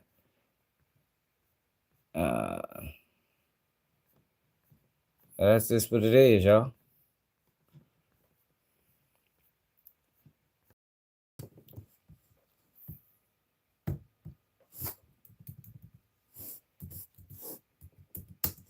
And it started off with bringing a few of our men.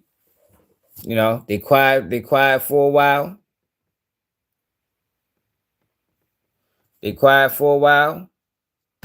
The numbers get up, and it's a war. And if Trump didn't start deporting them, that's what we would have seen in other cities, not just California. Blacks and Latinos, more than a dozen people.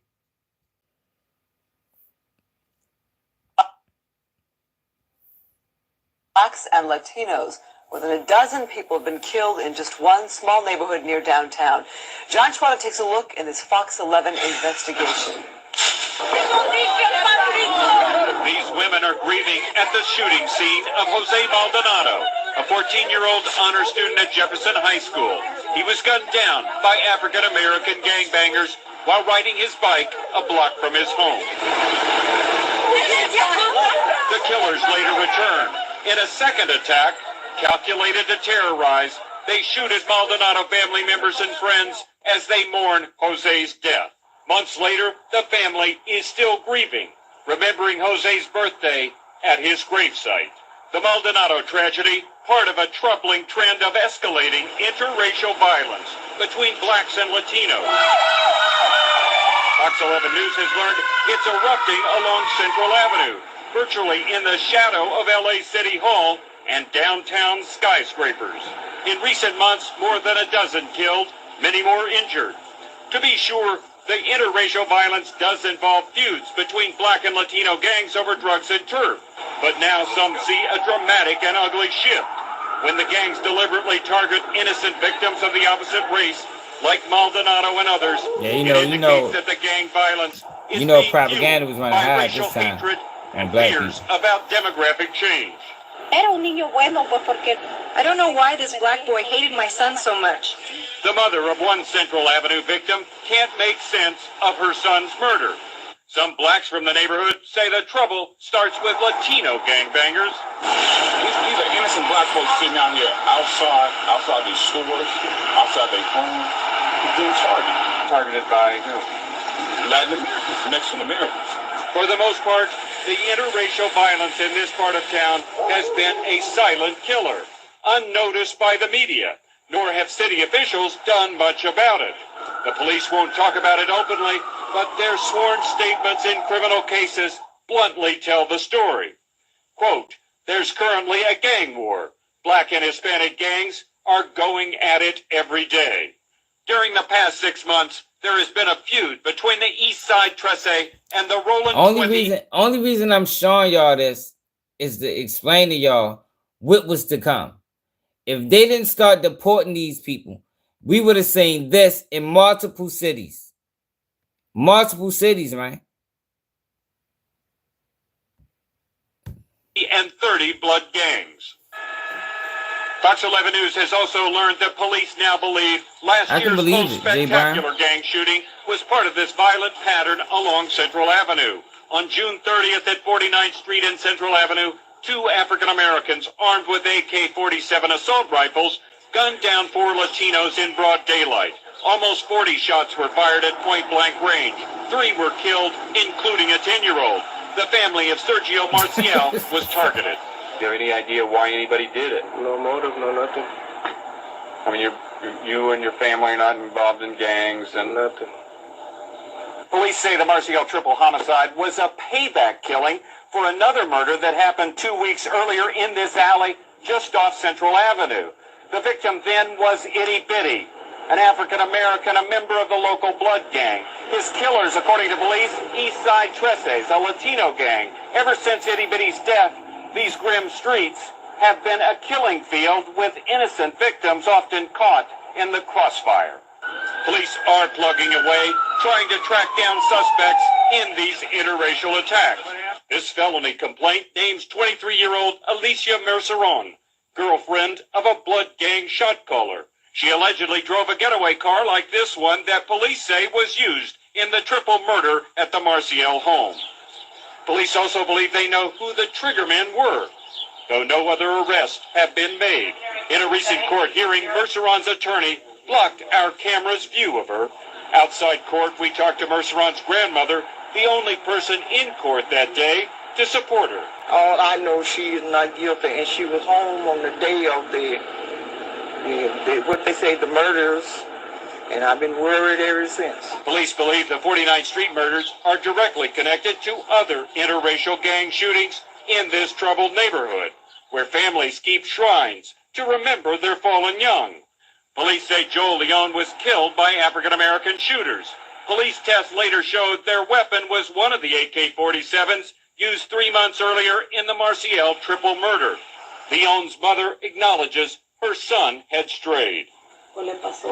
Sometimes there is nothing you can do, and the police do what they can do, but this is something that has no end. Jose Maldonado's father is frustrated as he lists the victims. All Latinos, young guys, and nobody do nothing. I asked him to the police, hey, why you don't stop this guy? You know who does this problem? Some say the LAPD is poorly prepared to deal with interracial gang conflict. Most officers go out and simply look at individual crimes, and then beyond that, they don't see the dots connected to other crimes. LAPD observer Connie Rice also says the LAPD, and City Hall for that matter, is reluctant to acknowledge racial conflict and openly confront it. It can be dangerous to say that there's racial conflict when there isn't, but it can be even more dangerous to try and say that there is no racial conflict when that's exactly what's going on. You have to be able to understand when there are cross-racial torrents getting ready to collide. The people at this gravesite will tell you the collision has already happened, taking their son and too many others. In Los Angeles, I'm John Schwada, Fox 11 News.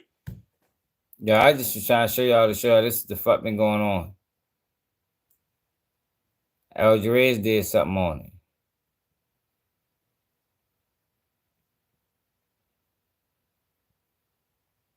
Hey, y'all, like, if that shit didn't change, hold up, y'all. Let's see how they hold up. We gotta switch topics. This is some bullshit. Let me see how I saw Campbell say about CSI City, yo. But I just don't want people to think I just be talking and I just be making shit up. Like, I'm telling you, it was gonna get bad. Eventually, it was gonna get bad, man. Let's see what I saw Campbell say about CSI City. If he don't say that he need an automatic DP and put off, then his whole video is invalid. Because that's what we need. We need a public DP of Seti Nash, publicly. Like, it need to be streamed on multiple platforms.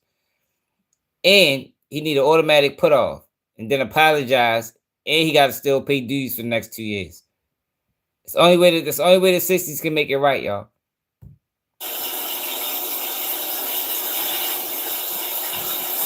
Come on with the answer. Apparently, y'all don't know the rules. Apparently, you gangbangers crossing over to social media, y'all forgetting the rules. Oh. Seti Nash is not a gangbanger, y'all. He's an honorary YouTube crip. Let's get that understood, y'all. If Seti Nash is a gangbanger, he'd have known good and goddamn well, allow Woody to stand on the block with the guys. But the guys is at fault too. Like, everybody need DPs, y'all. All public. Public DPs. Like back in the day when they used to perform public hangings. Like if somebody molested a child and shit like that, they got a public hanging. Yo, when niggas cross the line, morally, and you're a gang member, honorary one, a YouTube crip, you should get a public DP. I don't think that's too much to ask for, man. I think we can make that happen. I'm not playing by the rules. Y'all breaking the rules. So, apparently, Seti Nash decided to bring old boy to the hood. You know the little dude from the YSL case?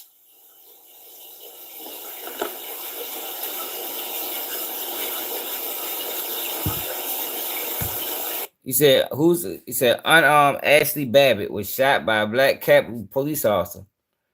That happened in D.C.? Jay Brown, send it to my Instagram. We can talk about that. I typically stay out of police brutality cases because they're exploited, And once they turn political, you can't trust people's agenda. You can't trust the agenda and the real motive behind the uproar. So typically I stay out of that shit, but send it to me. As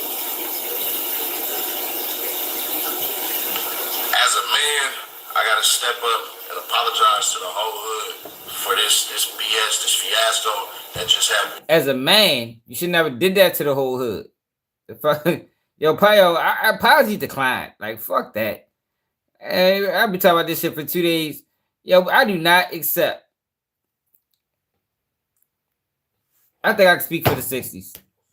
Yeah, I do not accept your apology, Sadie Nash. I don't accept it. You know, I've been struggling with it for a couple days. Do I accept it?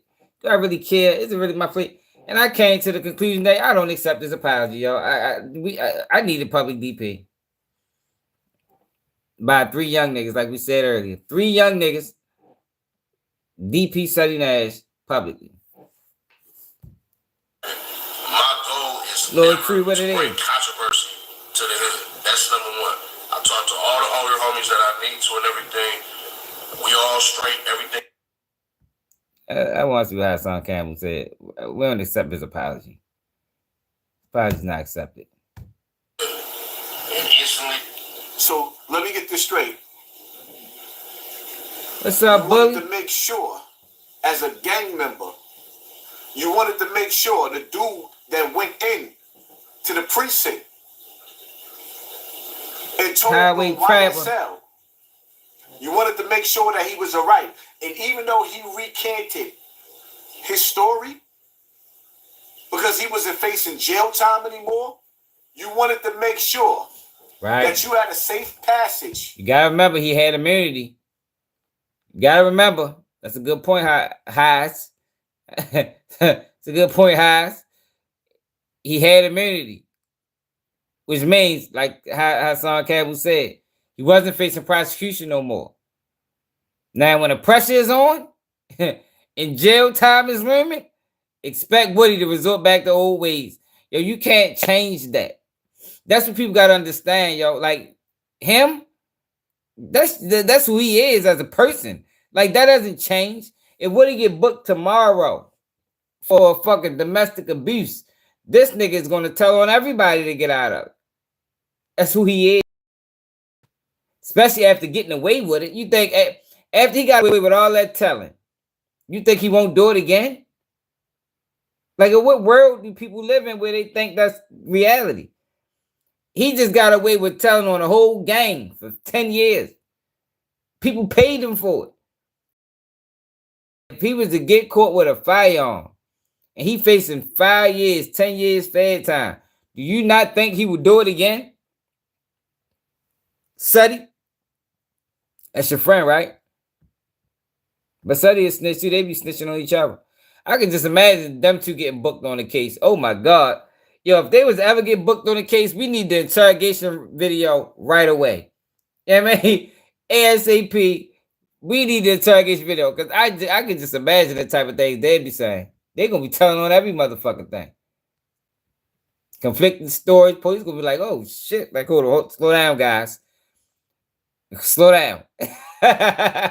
You're moving too fast here now. Hold up.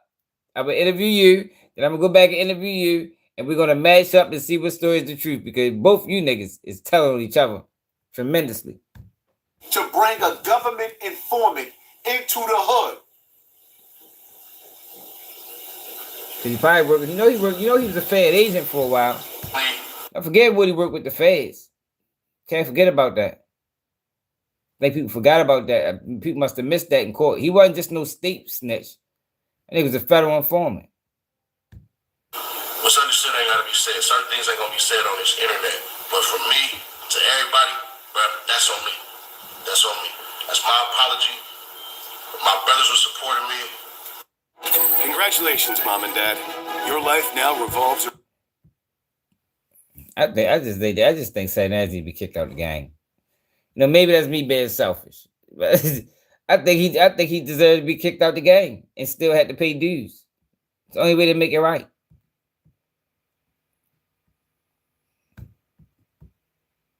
You're a celebrity, but there's still protocol on how to do stuff. If one no say no, it don't matter. That's a whole no. So just because I'm doing business with people, that don't mean nothing. That don't mean nothing. So right now, for me, to everybody and everybody I talk to, everybody already know this was coming. So ain't no surprise, no nothing like that, anything. I gotta apologize to the hood. because it do look bad. It just do. Regardless of the people who know. Yeah, I think yo ain't no fucking way I did this, yo. So I'm not gonna make this no negative. I said, you know what I'm saying? You know what I mean? Yo, but why? This my thing. Why not stand on it? You did it, right? Stand on that shit. When they came to CSI said, and they said, look, CSI said, we need you. You shame the game. We need you to put out a public apology. CSI said he supposed to say, fuck no. Nigga, that's my man. I'm standing on it. Do something. That's what he should have said. You know? If Woody's a civilian and a celebrity. That's what he should have told him. You know, you ain't see nothing wrong with it when you did it. Why backtracking? Like, that's the shit that don't make sense with me with the situation.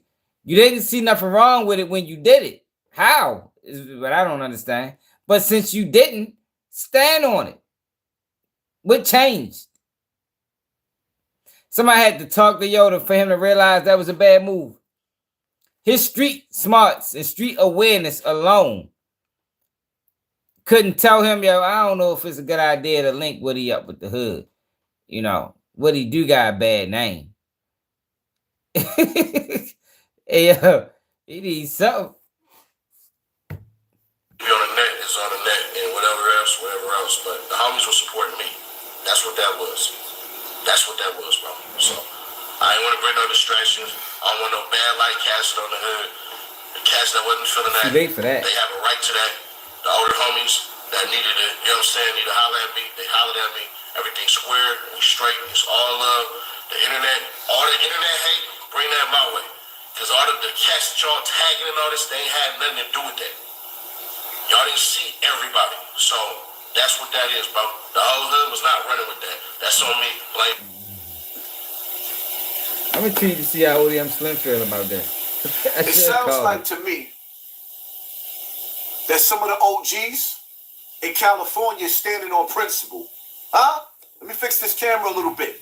It sounds like some of the OGs. Salute the OGs. Hold up. Hey, I'm gonna hit ODM Slim, yo. I'm see what he say, man. I would tell you, hey, guys, speak on it. If he what to. Fuck Byron Bleak talking about.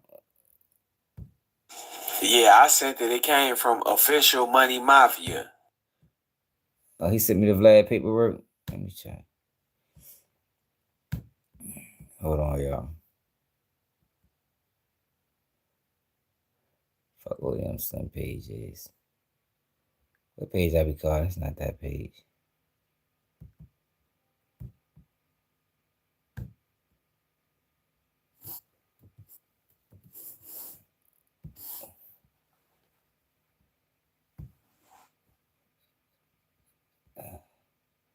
See what ODM Slim got to say about it, y'all.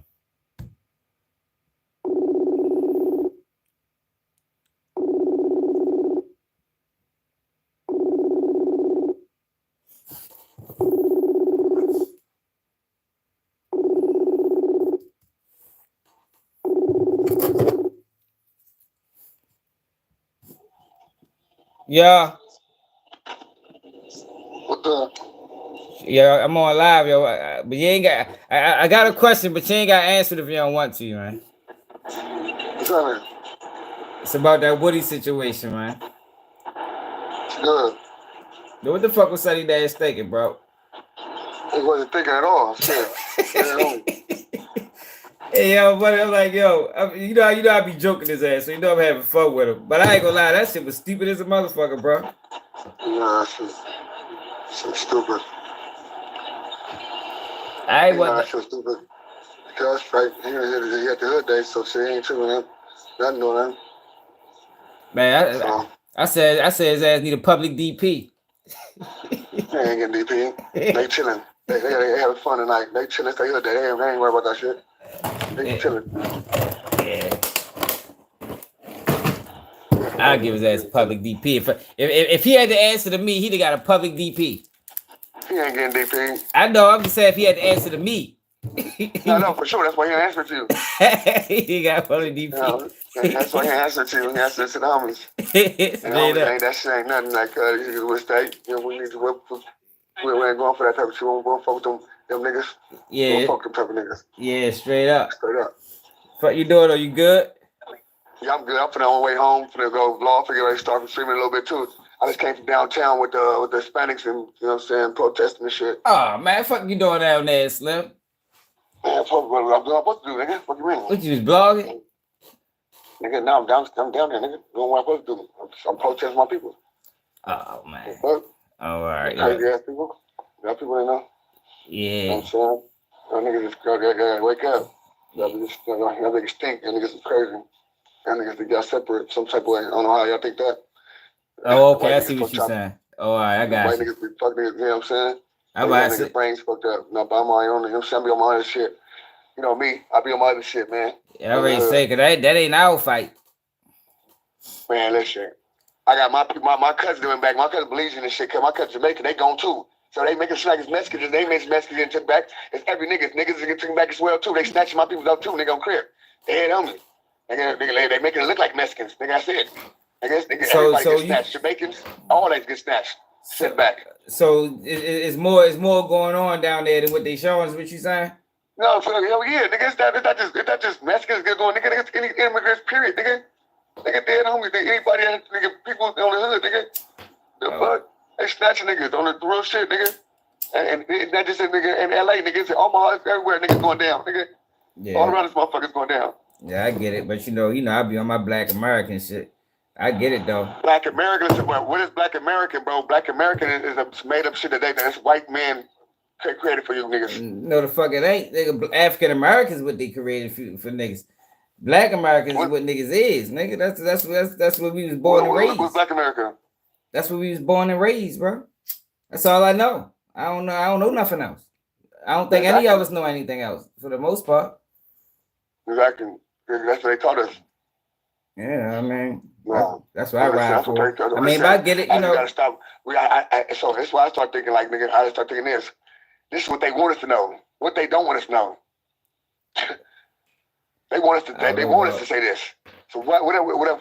And then, we stated with this now, and that's why we get the laws is this way to us because we go out in this ideology that they tell us we this. Yeah. So and the Constitution and all that other stuff, we ain't nothing in that to that. We claim this.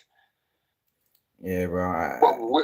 But where can they show us that they got all these people, these hundreds of thousands of people brought over here from different places? They can't. Yeah, you know, all that's not true. You know, only 30% of us. Exactly. So if we indigenous, if this our land already, if this all us, how the fuck we Black American, nigga? This our shit. Yeah, I mean, this is America. So America ain't nothing but an LLC, cuz. America ain't nothing but a business. So so if we was already here, we would be Black Americans, right? No, we just be indigenous people of America. No, of a land is fucking because that's the white man name is America. Well, whatever. That's their land they name it. Well, we can make it whatever name. American shit. We can make it whatever name we want to make it. I'm just saying, this is where we from. Yes, that's no. This the land we own is for sure. This the land we own right now, straight up. But this is not the land. This we all through this motherfucker. As original man, we original man. You can't make a black man. Nothing can make a black man. A black man can make everything. That's true. I ain't disagreeing with that.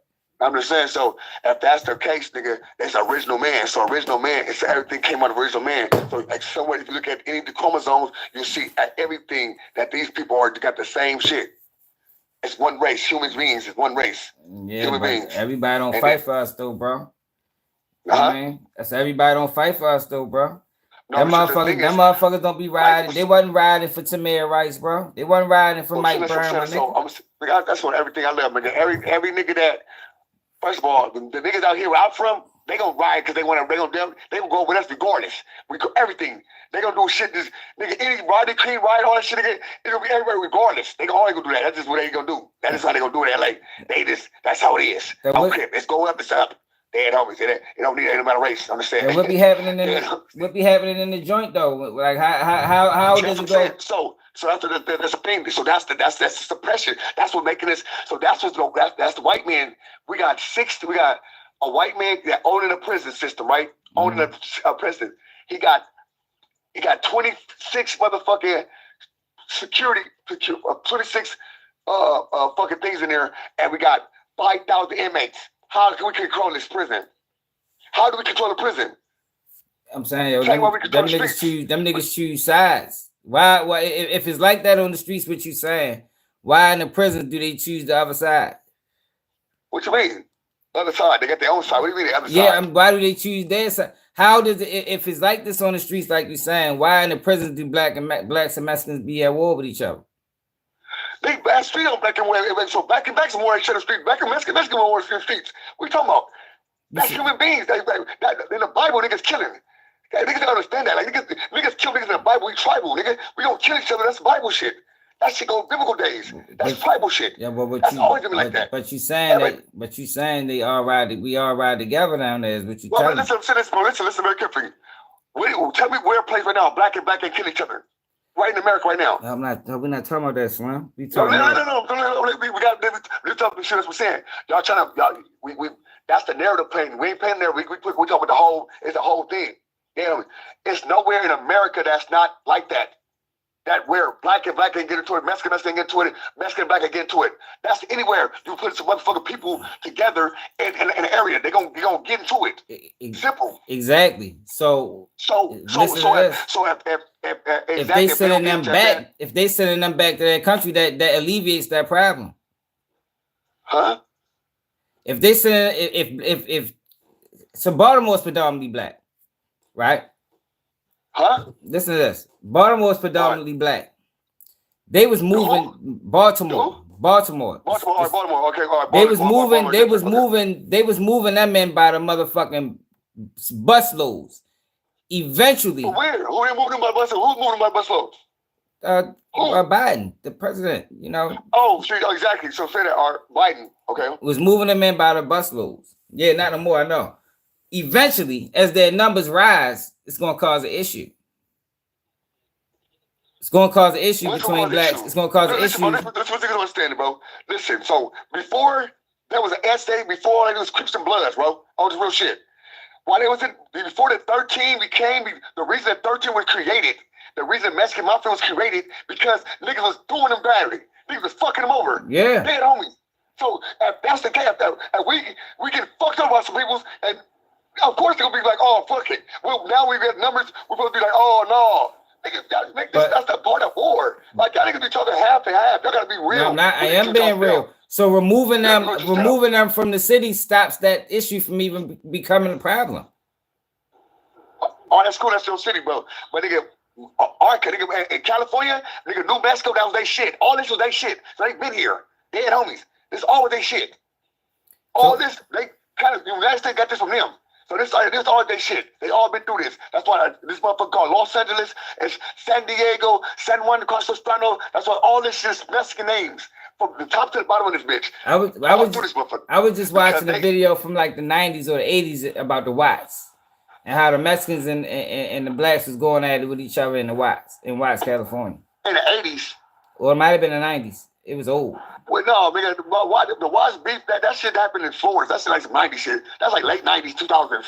We talking about that's I mean, I don't know the year. That's why I said I don't know. Maybe 80s, that's what I'm saying. But they've been in the motherfucking area with these niggas since the 60s, since the 40s. So they came to LA. So they've been in the area since the 40s. The niggas, they start beefing 50 years later.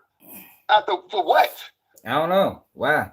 Exactly, nigga. Cause niggas do nigga shit just like we do with each other. Why we beef with each other?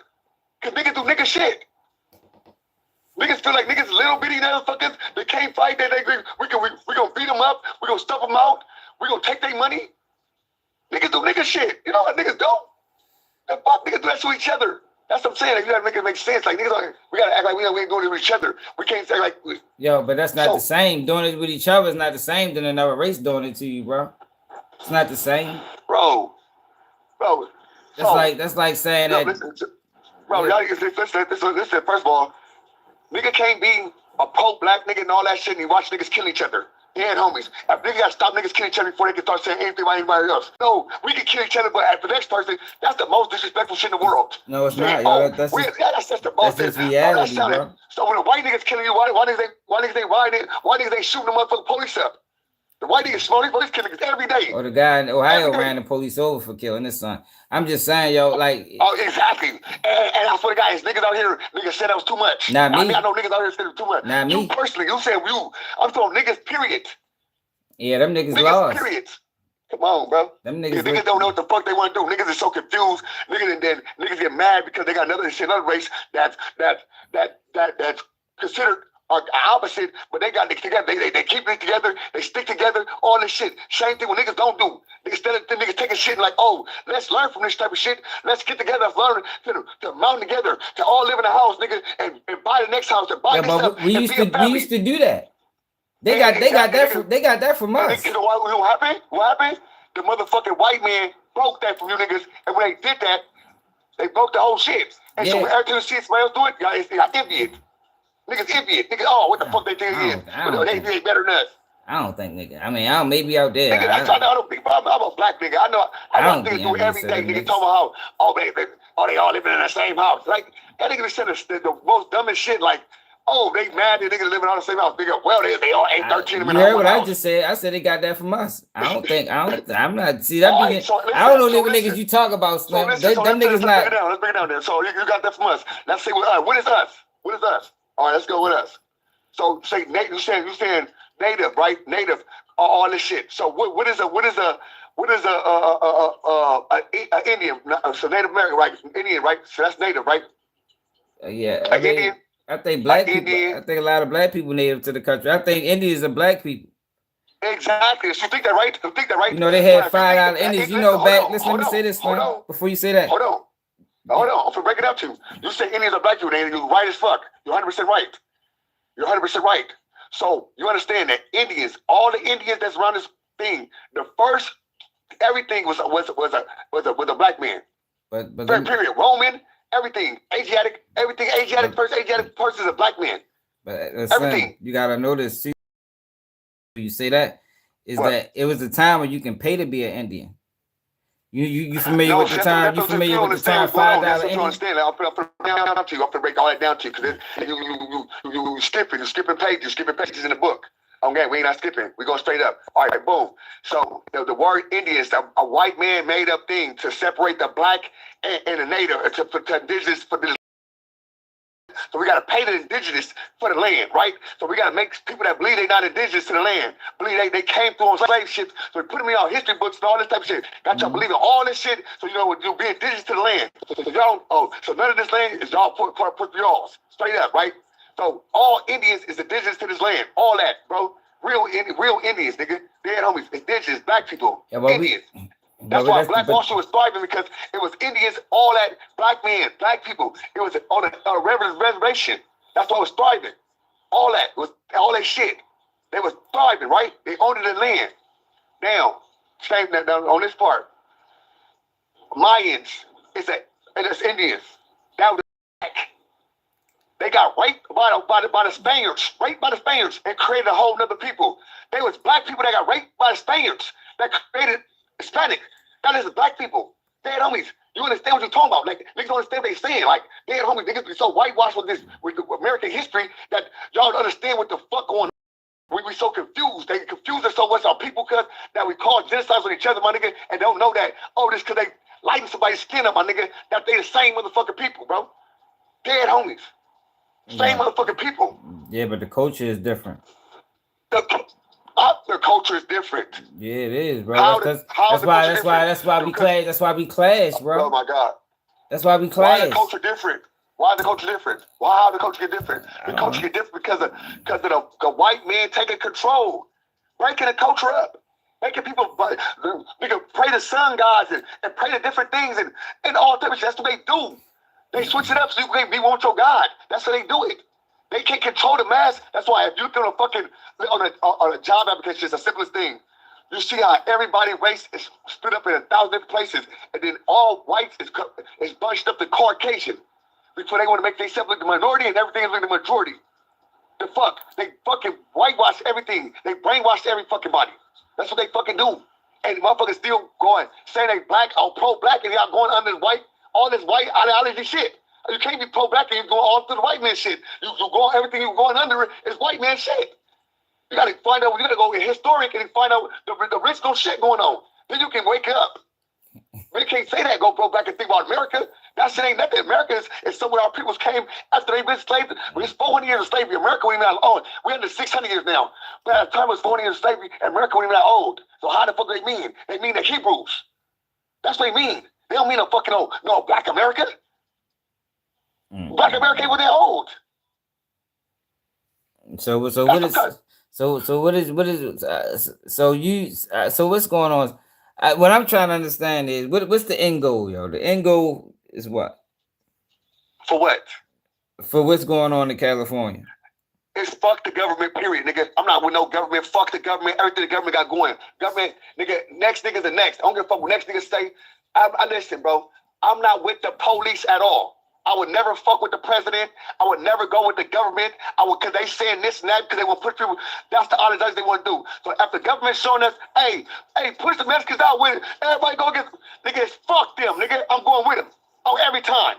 Every time anybody, a government say anything, nigga, we going against it. Even if them being here is taken away from Americans. Man, they ain't take away from shit, my nigga. They ain't taking away for shit. Motherfucker Donald Trump had, nigga, when he was last president, bro, he did a bill for $11 trillion, my nigga, and gave out, nigga, 1.something billion, nigga, and everybody was satisfied. Niggas was satisfied. He got kept fucking the country up, and niggas is satisfied for $1,400, my nigga. Yeah. The fuck, nigga, you niggas is selling the fucking whole people away. The fuck you mean? You niggas is ready to sell us away to anybody. For $1,400. Yeah, I'm not one of them. Hey, Slim, I'm not one of them niggas, bro. I ain't one of them niggas that was cheering.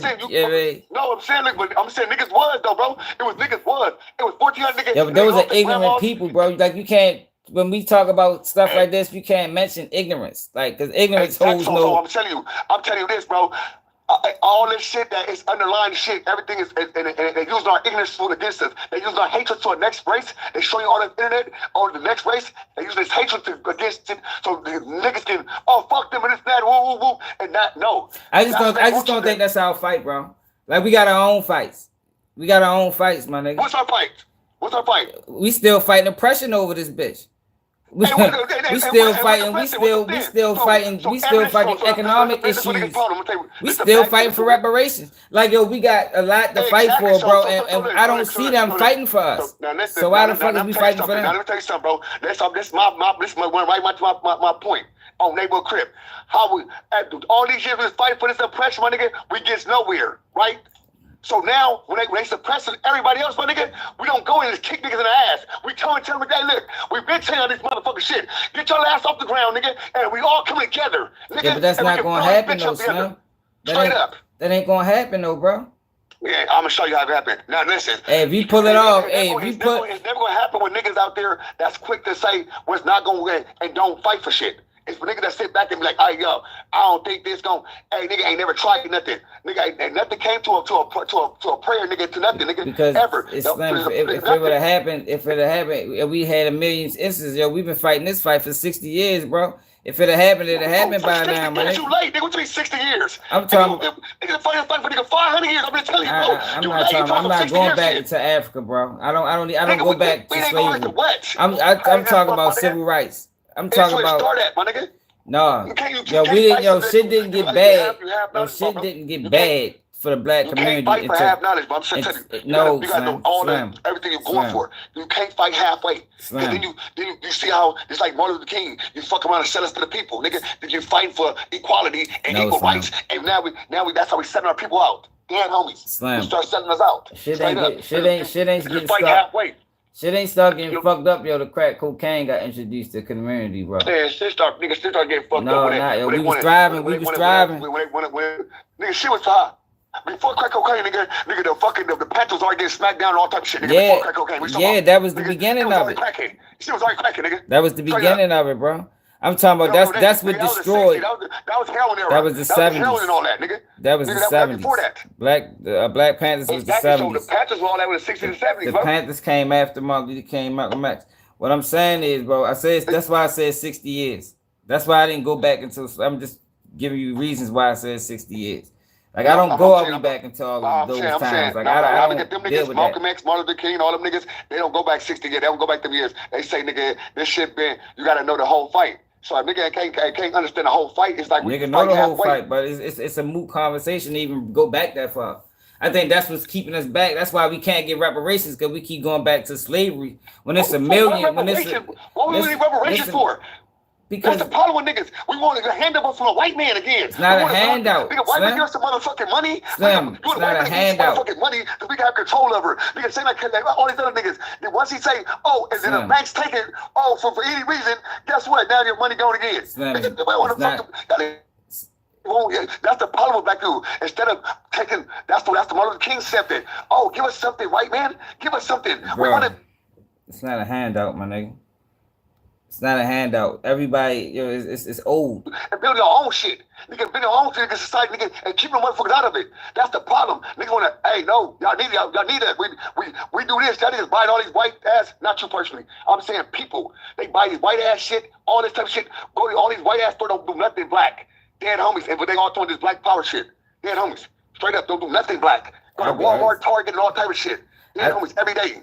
Spend their money in a white motherfucking thing and talk all this black power shit. I agree.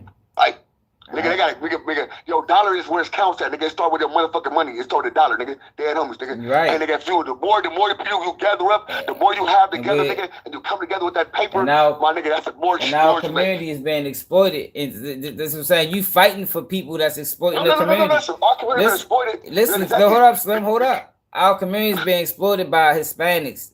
Asians. No, listen, bro. Listen. How much money? Listen, bro. How much money do the corner store take from the community? Man, bro, listen. Think about. I ask you a question, bro. Straight up, bro.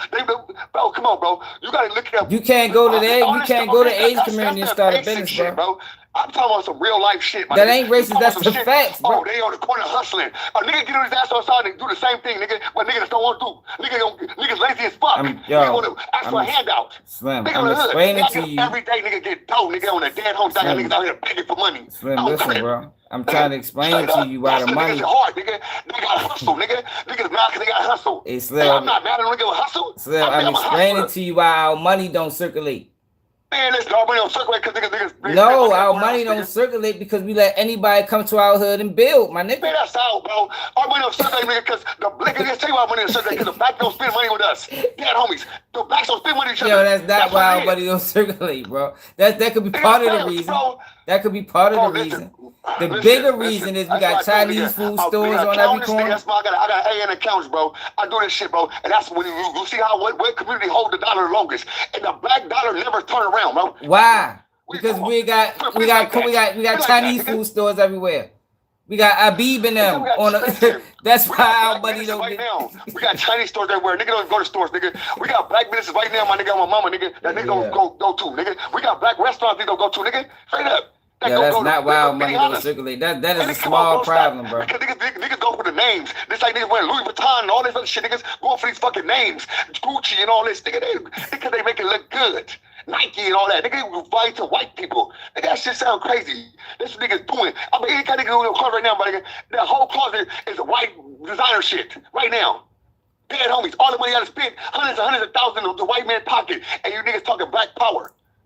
They take it from a no. You take it for yourself. You don't understand. You take it for yourself. They got you so caught up in these commercials and all this shit that you niggas take it for yourself, nigga. Because you control your own dollar. Ain't no motherfucking Mexican on the way controlling your dollar. How the fuck you control how I spend my money? How I spend money? That shit sound crazy, bro. No, it don't. Nigga, anybody in the world can control how you spend money. You control your money, and how they control your money is they commercialize it. They do all this shit, monetize you. It's convenient. And they gonna keep doing it. And they gonna keep making it look like exactly because we keep allowing it. How the agent get a store? Because we keep allowing it. We keep allowing it. That's why we keep allowing it, bro. Like they take a large sum of money out the community, bro, and they don't spend it back into the community. That's why our money don't circulate. Listen, Slim, I let you talk, bro. Listen, what I'm trying to explain to you. That's why our money don't circulate. If you got a Chinese food, listen, we talking about the black dollar. You keep saying a black dollar. We talking about black dollar. We talking about what the Mexican man do. No, you can't do that. No, I'm talking about the black dollar. The black dollar owned for the black man. So the black dollar means a black man got to spend it. So nothing else. So now tell me how the black man spent $1 and it disappeared with the Mexican because he spent it somewhere else. And it means he spent it in another community. Exactly what I said. Why? How does that happen? Because that's what they do, nigga. That's what. So you think they ride all the way to Mexico? They ride all the way to the Mexican store and say, I'm gonna spend my money with this Mexican. Or listen, Slim. All right, Slim, I'll let you talk, bro. Walmart. Listen, Slim. Or is it that these people? I live in the street right now, bro. That's on the hood. This whole city is Mexicans, bro. On the dead homies. Ain't no one Mexican store in this motherfucker ever. Nowhere in this motherfucker.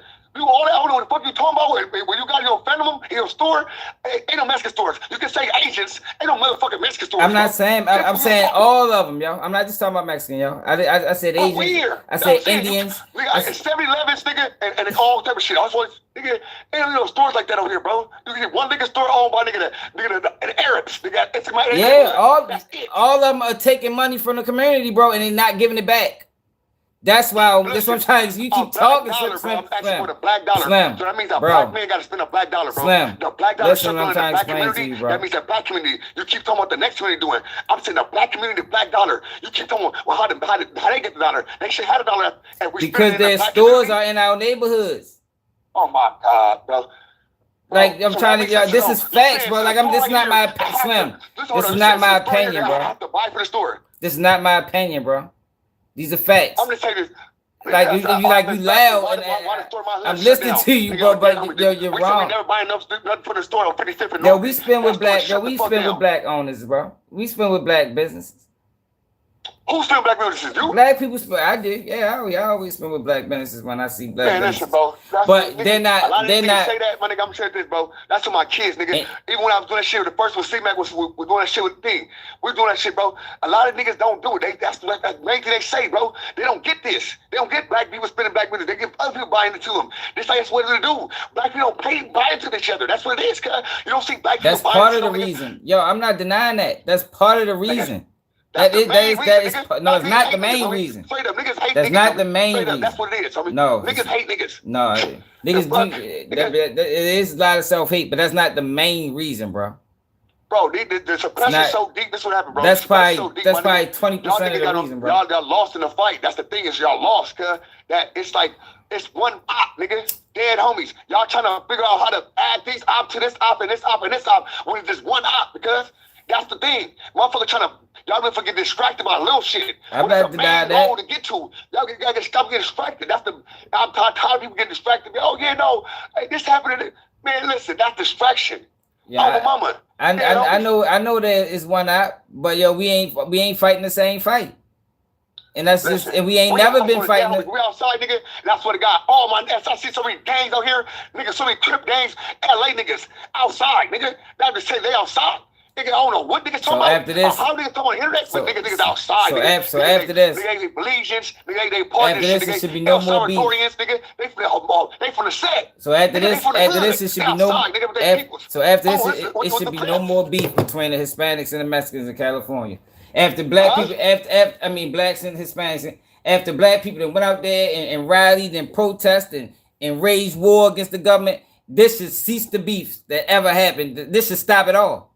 It should be no more beef between blacks and Hispanics after this. And that's just out here, bro. From your logic. That's the dumbest shit in the world. No, why is that dumb? That's the dumbest shit in the world. Y'all fighting for him. I'll tell you something. Y'all fighting for him. Listen, I don't give a fuck, nigga. Nigga, bro, listen. That's the dumbest shit said. How is that dumb? If y'all fighting for, if somebody fight for me, then I gotta respect that. I mean, no black shit ever killed another black in the world. Ever. No, right? No, that's not the same, bro. When you fighting for another race, see, yo, maybe since California is diverse, since California is diverse, you got a different view. But I'm from predominantly black city, bro. I don't push it to the side, make it look better for this side, for that side. I just go straight across the board. That shit, but you trying to put half and half. All right, cool. After black do this and that, but after this and that happened, it is that. Oh, this supposed to happen. That shit ain't how it's supposed to happen, nigga. It go one way after. If nobody would be killed, nigga, supposed to be killed at all. Nigga, don't put it. Oh, cause no, if it's a Mexican killer, when a white nigga was hanging niggas on Crip, when he was hanging niggas wasn't saying nothing, nigga. When he was running to Mexico, to escape slavery, and in Mexico had that fucking thing where every time a slave come up here, they free, nigga was tripping in. Niggas was free then. On trip. Yeah, Niggas was cool with that. Slim, what year was Dead that, homies. That shit was, they fight then, cuz. It was all about them, though. They were getting their ass across the border, and they was freeing all the slaves that came to Mexico. And they fight then too, though. Nigga, that was our fight, or whatever fight, they was fighting with us. I don't trip. They've been fighting with us, cuz. If niggas don't know history, they don't know history, bro. I know history, bro. I'm a historian. I know history, bro. All history, nigga, they been fighting with us, cuz. And I don't give a fuck about no gang shit that happened in LA with some gang war shit, nigga, on hood. That's what happens, nigga, when you got nigga in the hoods. When y'all niggas hoods, y'all going at it. Nigga, that's what happens. I'm saying they should respect what niggas did for them. They should respect that niggas put it all online for them. What? They should respect that niggas put it all online for them. Niggas that went out there and went in here first. We fighting for y'all. We ain't benefiting all this. Living good, eating great. They out there, nigga, feeding niggas. They out there doing all type of shit. We out there having to do our thing. Sipping and playing.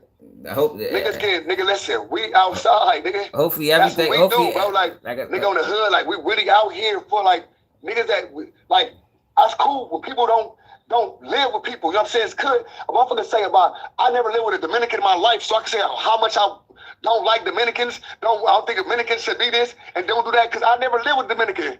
Nigga, I never fucked a Dominican. I never had a girlfriend Dominican. My family ain't got Dominicans in them.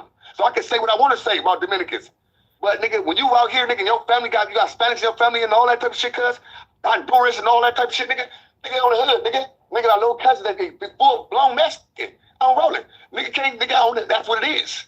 Nigga can say what you want to say, nigga. That's the same shit, the same family. Roll the clip. Nigga, I got two little cousins, nigga, they Mexicans, nigga, on crib. They daddy, half and half. Nigga, but my mom full Mexican on crib, nigga. I would. Hey yo, I hope this solved the issues in California between the blacks and the Hispanics. Well, it should, Slim. God damn it. Nigga, that's the same thing about the corner. I hope it should solve the issues, yo. Y'all money problems. It should solve the issues, yo. Niggas, we just jumped out that bitch head first. It's right hand, bro. On crib. He didn't jump out there head first. It's right hand, my nigga. White man think he coming here doing anything. This our shit, nigga. Period, point blank. I don't give a fuck what nobody doing. This our shit. It's like they sit right there, they sitting still, nigga. This our shit, nigga. That's all it is, nigga. Put the motherfuckers in their place. It's our shit, nigga. Dead homies snatching little kids. I don't give a fuck about none of that shit, nigga. Nigga sit back, that shit weird shit, nigga. Nigga on the hood, nigga. No ass baby. What about the illegals? Shit, nigga. Even that's them. Let them go here. That shit ain't cool. And I'm not a nigga like to see that shit and say, oh, it's cool. I ain't saying it's cool. I support them. I just support them from a distance. That's cool. And I support them on the front line. Yeah, I support them from the distance. It's like when black babies dying all across the world, they support us from a distance. That's what I'm saying. Niggas need to jump out and get on the front line. Niggas need to start getting on the front line. Stop it. We gotta stop this. That's my thing is, fuck all that shit behind the computers. Nigga on the hood. Where these niggas at? Nigga, I'm saying all my niggas smack, all the niggas outside. All right, so y'all behind these computers, and start going, stop all this popping behind the computers, and we outside. So maybe I've seen a lot of niggas. So maybe this will be the change, man. Maybe after they saying that black people came out. The shit, nigga, on the day of the what the fuck are you doing then? If it ain't changing nothing, what are we doing? What are you doing? Nigga, we got niggas out there, nigga. All right, Slim, yo. All right, bro. Man, listen, bro. Let me tell you something, bro. I'm gonna keep doing me. You know what I'm saying? We're gonna keep doing this. I'm gonna keep this. It's my shit. I'm the king out here, bro. On West Side. It's my shit. On West Crip, nigga. And we niggas, bro. I'm a Hebrew Israelite, cuz. I believe my people's nigga on the hood and all that separation shit, cuz. That's how we died. That's how we got sold out in the first place. Niggas, all this separation, niggas don't understand. Niggas fighting the wrong fight. They didn't show the niggas how to kill each other off. And niggas doing it. Dead homies, and niggas is going with it. Niggas finding ways to keep going with it. And I'm not. I'm not. Hey, I fucks with you, yo. Hey. Straight up, I ain't find a way. I'm not gonna use all this shit against my people and fuck my peoples over. I'm not doing no Martin Luther King shit. I don't want to be one with them. Fuck that. Separate me. Keep us separated. You want to know what the fuck we doing? Stay out of our business. We stay out yours. That's how all that shit happened after that, man. Fuck with these niggas. These niggas sold us out. And all these other niggas selling us out. Shit, man. Already, Slim, man. You ready to go live? I'm a tap, man, bro. I got you amped up. You ready to go in on the live today? No, I ain't go there. I'm gonna chill out on the set. I ain't chill. Yeah. I went live outside already. I'm cool. My fucking legs hurt. I've been walking again. I'm going in there half a mile. Shit. Half a marathon, cuz. Shit, like 13 miles. Ready, bro. All right, a minute. That nigga so wild as a motherfucker. I disagree with that shit. I ain't gonna lie. I hope it work out. For real. I don't think that's how I fight. I don't. I'm sorry. Hey. You feel me? I don't think that's how I fight, man. Yeah, man. If niggas going out that bitch and jumping out there in front line, it should be no more blacks in Mexican war. They need to respect that shit forever. You know what I mean? We done went out that bitch and fought a fight that ain't have nothing to do with us. And that should stop everything. But it won't. So I don't understand what the fuck the purpose is. If it ain't stopping nothing, what the fuck is the point? And straight up. Yeah, that shit crazy. I called him and asked about Sunny Nash and Woody. This nigga turned into a whole motherfucking goddamn conversation about the ice raids. Like, hey, man. We'll see what happens. Fuck that. Let's see what happens next time a black person get killed or get done, or black people get done wrong in California. I want to see the same support. I need to get Hispanic on the line. I need him to explain the situation.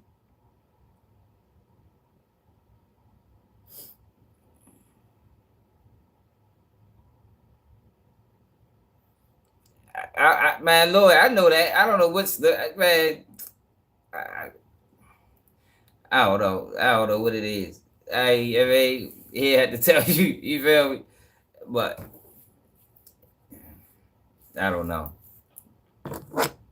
I don't understand that way of thinking. I don't understand that way of thinking. I think we got bigger issues. I think we got our own fights. And whenever we fight, I don't be saying them niggas. Maybe they there in California, but it's a lot of them around the world, not just in California. And when we fight, I don't see them. I don't see them. They don't be out that bitch. Where the fuck they at? I don't be seeing them Mexican flags flying around. And I don't see the shit. I don't think it happens.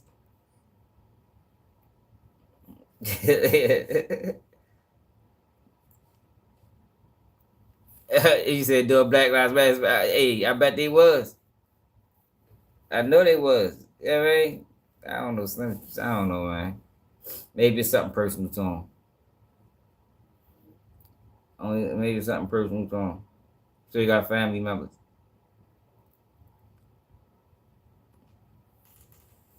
I don't know. But I would watch for my motherfucking comfort in my house. And I wish him the best. Hope everything work out for him. But I don't see no reason why black people is out that bitch doing anything. I don't.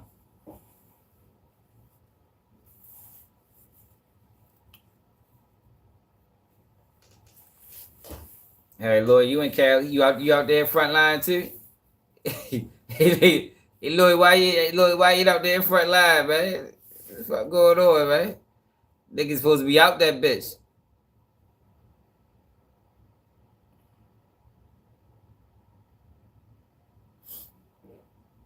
Yeah, I know we fighting the same fight, but we ain't fighting on the same side. You understand? Yeah, we all fighting the same fight, but we ain't fighting on the same side. We ain't on the same side. We don't have the same purpose. We don't have the same agenda. We ain't the same. Like, we ain't the same, yo. We don't even get along on a large scale. Yeah, I mean, it's certain pockets of the world where they get along. Yeah, but when their numbers, and most of the times it's because their numbers is low. When their numbers increase, and now it's 60-40 or 50-50, war happens. Like, that's what it does, man. That's what it does. We get locked up, they side with the Aryan Brotherhood and shit like that. Like, I don't know. Maybe he trying to bridge the gap or something. Maybe Slim gonna be the catalyst for change. Yeah, man. I salute to Slim, man, for trying to make that happen. You feel me? Like, I think that's Mission Impossible. That's why I said that, yo, with this mentality, bro, that all that shit should be done after that. Like the beef between the blacks and the Hispanics, that should cease. You know, y'all on front line with them. How does that not stop shit? You know what I mean? Now, of course, gonna be some little internal beefs, you know, one person, you know what I mean? But as far as this crew against that crew, that should stop. It should be a mutual respect.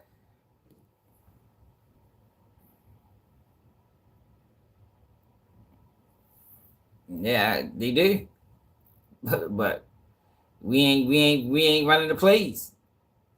So until we get to the point where we writing the playbook and we running the plays, then we got to move accordingly. And that's just what it is. Like, we ain't fighting the same fight. We fighting the same people, but we ain't fighting the same fight. We ain't. We don't even, you know what I mean? On a large scale, we don't even have the same focus on the community. Like Slim, he talking about, the black dollar don't circulate. The black dollar don't circulate, so we been exploited. That's where the money. It ain't because black people don't support black businesses. That is a small issue. You feel me? That's not the biggest issue. The biggest issue is that we got motherfucking Chinese food stores. We got Indians. We got Jews. We got motherfucking what is it? Chinese, Indian. We got all these people in our community, and they all got hubs. They got corner stores. They got 7-Elevens. They got gas stations. And they take the money and they don't invest the money back into the community because most of them don't live in the fucking community. That's the issue. That's why the black dollar don't circulate. It ain't because black people don't spend with black people. That is a small motherfucking problem. In liquor store, that's a small issue. The bigger issue is, I just did a tour of a Chinese family. You know how big that motherfucking house was? Way out in the outskirts.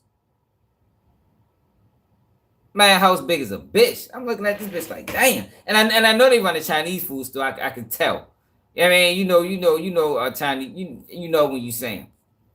I know they running a Chinese. Man, house big as a bitch. I'm talking about. Man, house is huge. Driveway long as a bitch. You hear me? Driveway might be like motherfucking 200 feet away from the house, 300 feet away from the house. Driveway long as a motherfucker. They getting that, and more than likely the Chinese food store probably was in the hood. They taking their own money and they don't spend it in our neighborhoods. That's why the black dollar don't circulate. That is the main reason why the black dollar don't circulate. Like, I don't know what the fuck Slim was talking about. He was dead wrong with that shit. Because black people do support black people. But how many black people even have businesses? What's the percentage of black business owners compared to other races? And it's the convenience. Our neighborhoods is infused with outsiders on every motherfucking corner. You got 3 bars in a 2-block radius. Ain't none of them ran by blacks. You got 7-Eleven up here, a motherfucking corner store right there. Ain't none of them ran by blacks. You might got 1 black store, 2 black stores in between, in the midst of it all. Then you got to factor in the economics. Of convenience. You know, that's why they got a food deserts where it's not even a grocery store in walking distance. So you're going to go to what's close. And what's close is the Chinese food store. What's close is the Indians that run the gas station, the Indians that run the corner store. And they tax you on the products. So they stealing money, and then they take the money that they make in the community, which is millions yearly, and they spend that shit wherever the fuck they live at. That's what the fuck happens, man. Like, I don't know what the fuck Slim talking about. Slim is confused on that end. Now, us fighting the same fight, us fighting the same people, The government being in the middle. I always talk about that. They are in the middle. The middle is how you control both sides. That's why the middle is dangerous when people play it. You know, because that's a dangerous position to be in. You controlling both sides. But I don't think we can solve that. You know, it'll never be a situation where we on the same. It's just not gonna happen. That's a pipe dream. Our cultures is too different. It's not gonna happen.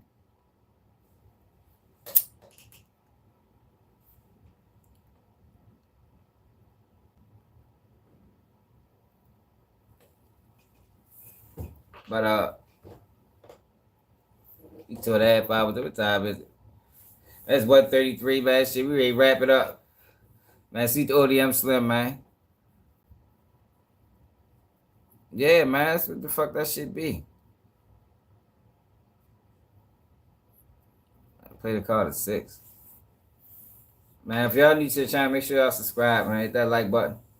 Oh, we ain't even cover the Vlad paperwork. What the fuck Byron Blake say that shit was? He said he sent it. I ain't get it. What Byron Blake said that paperwork was? What the fuck it was saying? Yeah, I sent it. It came from Official Money Mafia. Official Money Mafia.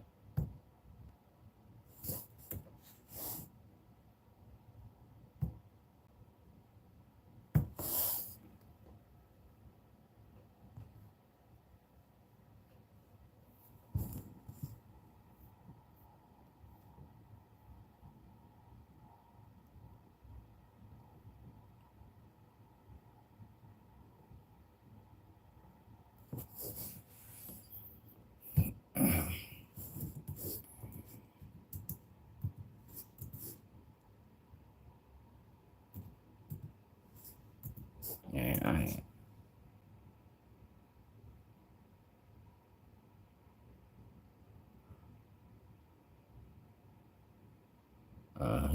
He must send that shit to my email. So I ain't got that shit.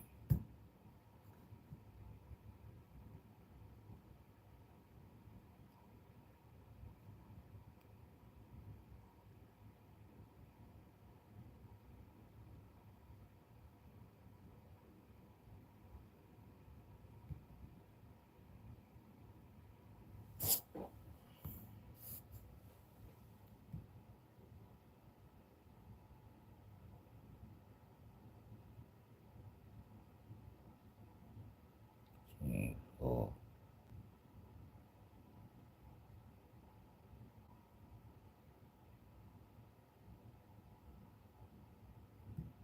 I must have sent that shit to my email.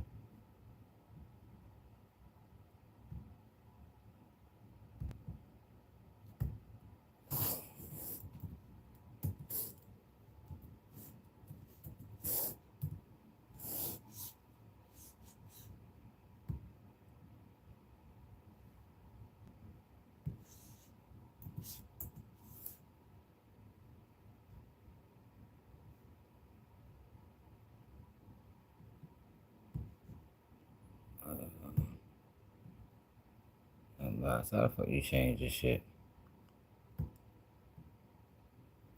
Spam.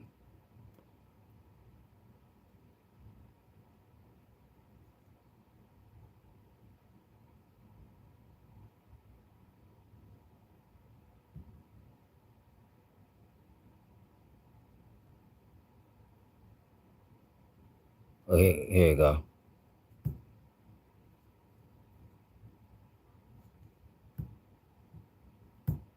Emails. Please move email to out of spam folder.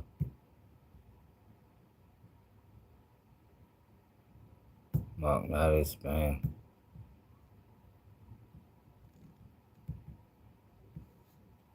Oh, he did send it. Hold up.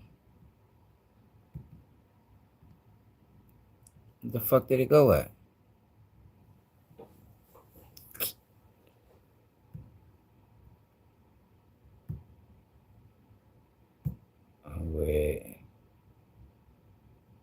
I done lost the email.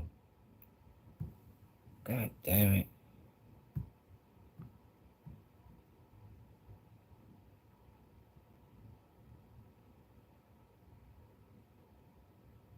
I done lost the email, y'all.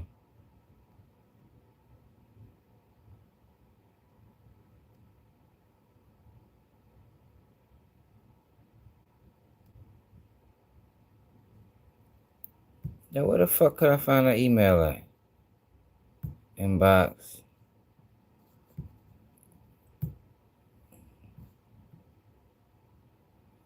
I took it out of spam. Is it archived? No. Is it trash? No.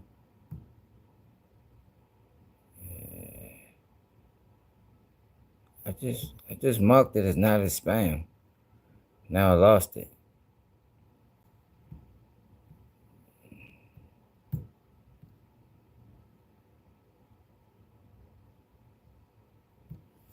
Vlad.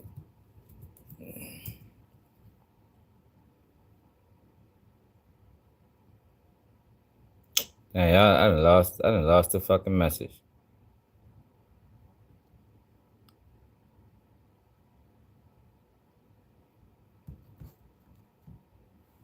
I done lost it. Shara, what it is, baby? Shit, just had ODM Slim on here. He said he going out there head first. Right.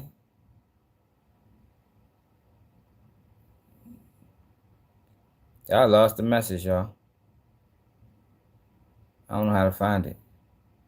Yo, if I remove something from not as I removed it from not being spam, where the fuck did it go at? Where would it go at from there? It's not in my inbox.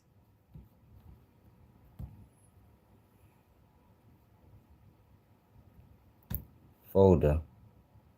Junk. Folder.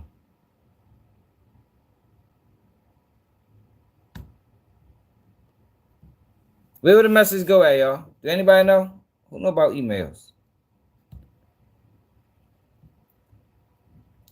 It was a spam. I couldn't look at it when it was spam. So I moved it to not spam. And now I can't find it.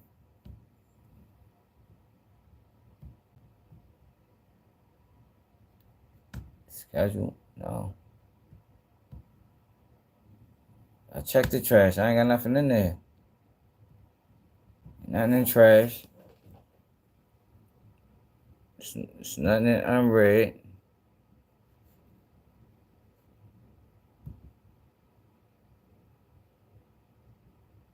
Let me see.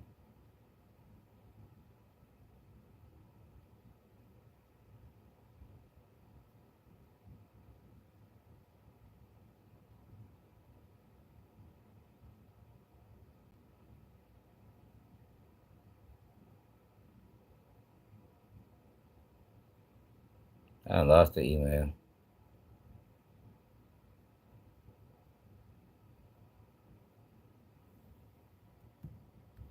Check all inboxes. How I do that? Inbox. Oh, all right. All. I see it. It was on priority.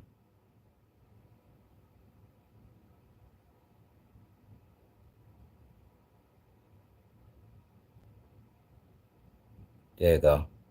Yep, that's where it was at.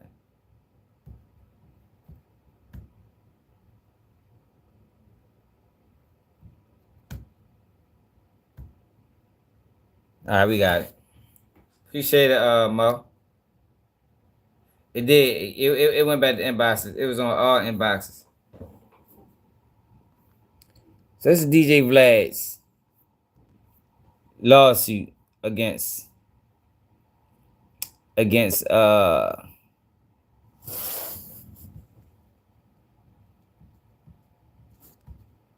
Rick Ross. United States District Court. Southern District of New York. X. Why is it doing that? Vlad Libovny P/K/Ed DJ Vlad, plaintiff against William Leonard Roberts 2 P/K/ Rick Ross, defendant. Colon. 087 Why did I read all that? 7252 PG. X. Plaintiff's motion in limine to preclude defendant's introduction of certain testimony and documents at trial. Kaplan and Ross, LLP.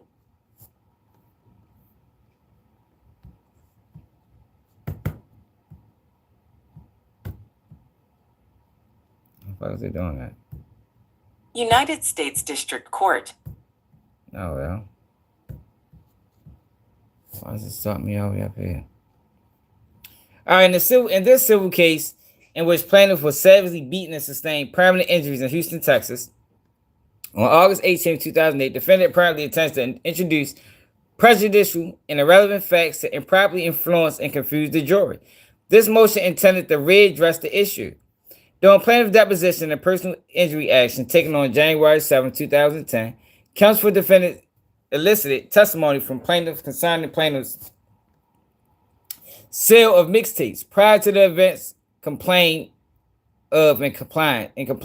as well as testimony concerning plaintiff's attitude towards social groups, his past arrests and marijuana use, his journalistic reporting about Julia Beverly, and a prior justifiable use of force in self-defense to repel an assault upon him.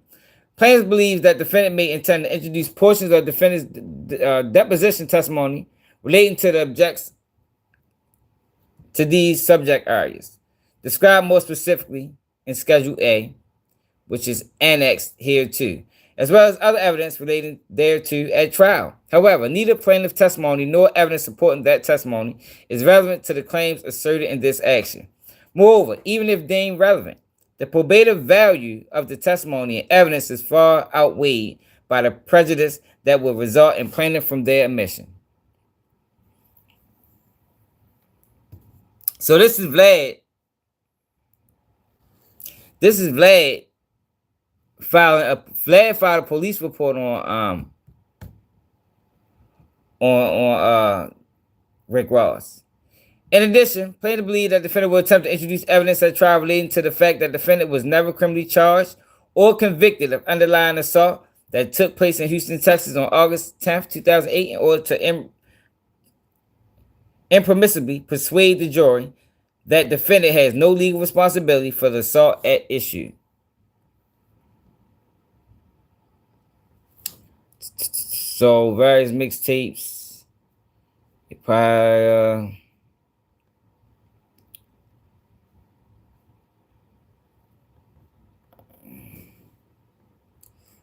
statement of facts.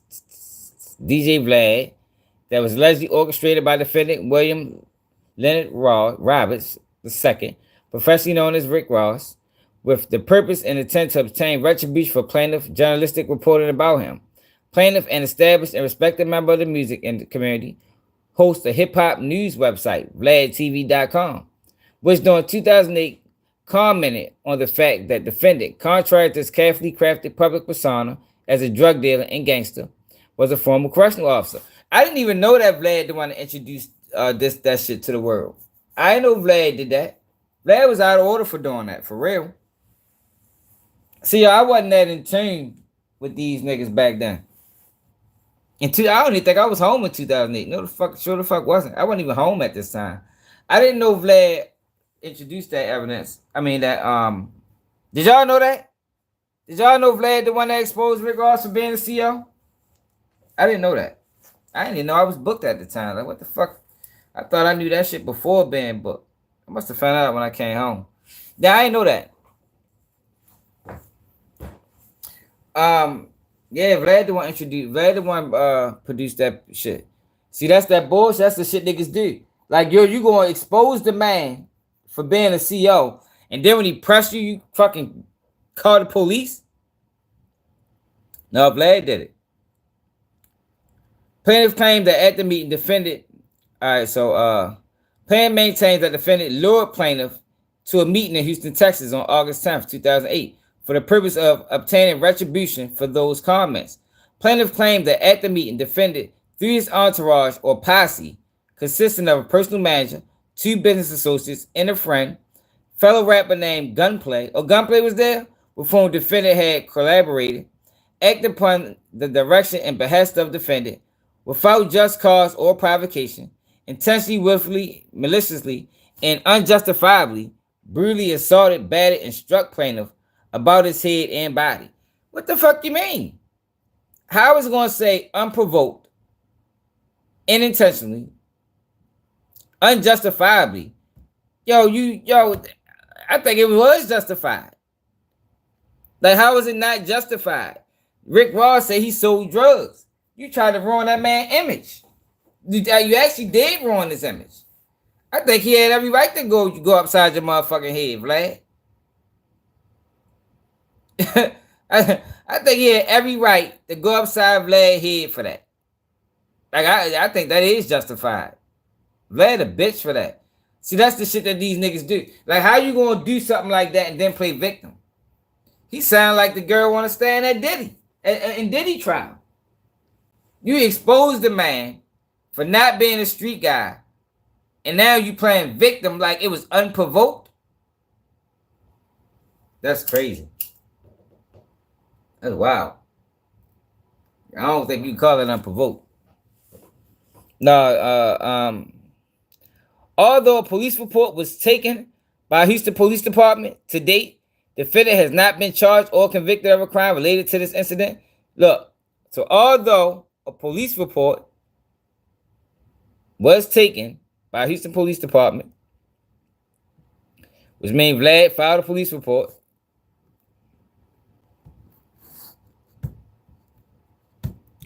during plaintiff deposition in this personal injury action, which was taken on January 7th, 2010, defense counsel spent an inordinate amount of time questioning plaintiff about his past, as noted above. None of these issues have any relevance to this proceeding.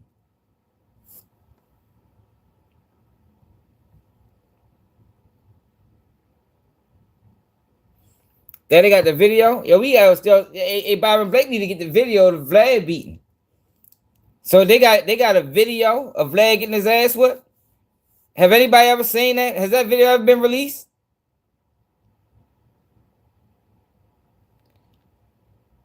All these people that, for the people that get video,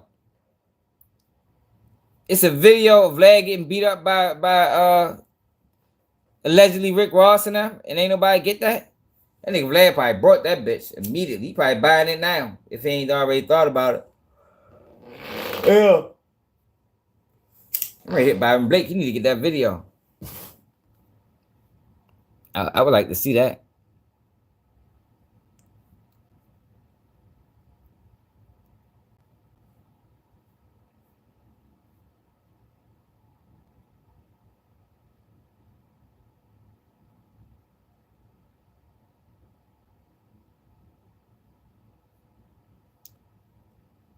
Likewise, evidence of testimony relating to a prior incident in which plaintiff used violence to ward off an attack against him, thus injuring the assailant, is irrelevant to the present action, since defendant does not claim to have used force to repel an attack by the plaintiff upon him, and does not contend that he knew plaintiff prior history at the time of the August 10th,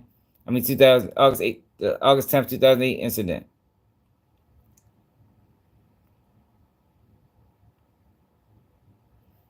So what Rick Rawson that was trying to say is that nigga ain't no victim. He beat up somebody too, or had a fight with somebody as well. Defendant cannot claim that plaintiff prior use of force to compel an attack influenced his conduct. Although defendant raises the defense that he was assaulted and threatened by a plaintiff,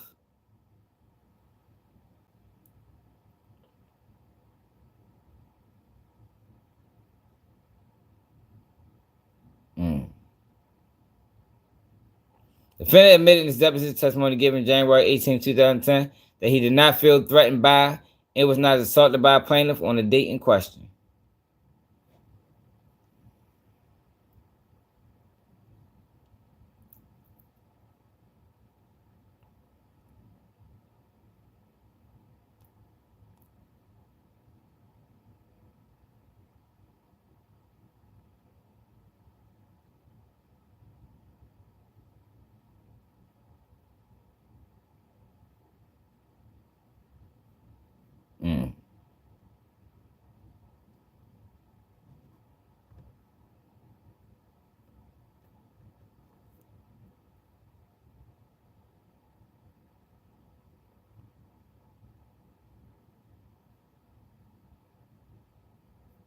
I ain't reading all this.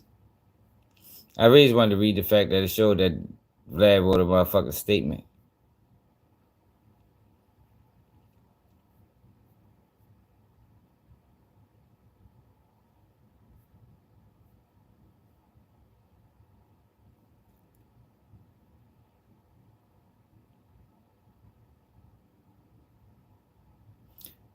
Oh, bigotry and racism plaintiffs? What the fuck you was doing? Evidence is admissible under Rule 404.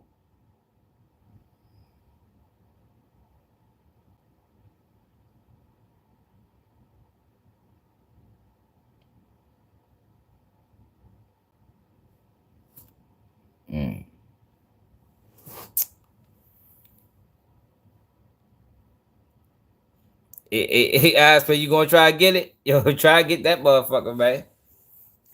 You probably gonna have to subpoena it. You probably gonna have to subpoena that shit. We need to get that, yo. We need to see the video. This the time to do it right now. That bitch should go viral. You heard me?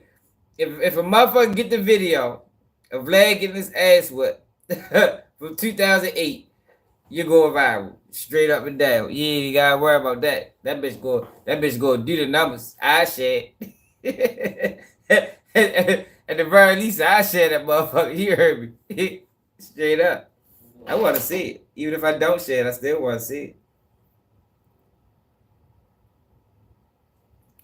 it. Oh, it happened in Texas. It happened in Texas. Yeah, but I'm tired though, y'all. I gotta go to work tomorrow. Should I appreciate everybody that tapped in, sweet to everybody that always, join the lives. Shit. What the fuck we gonna do tomorrow? Tomorrow I'm probably try to go live on the way to work. See what the fuck going on.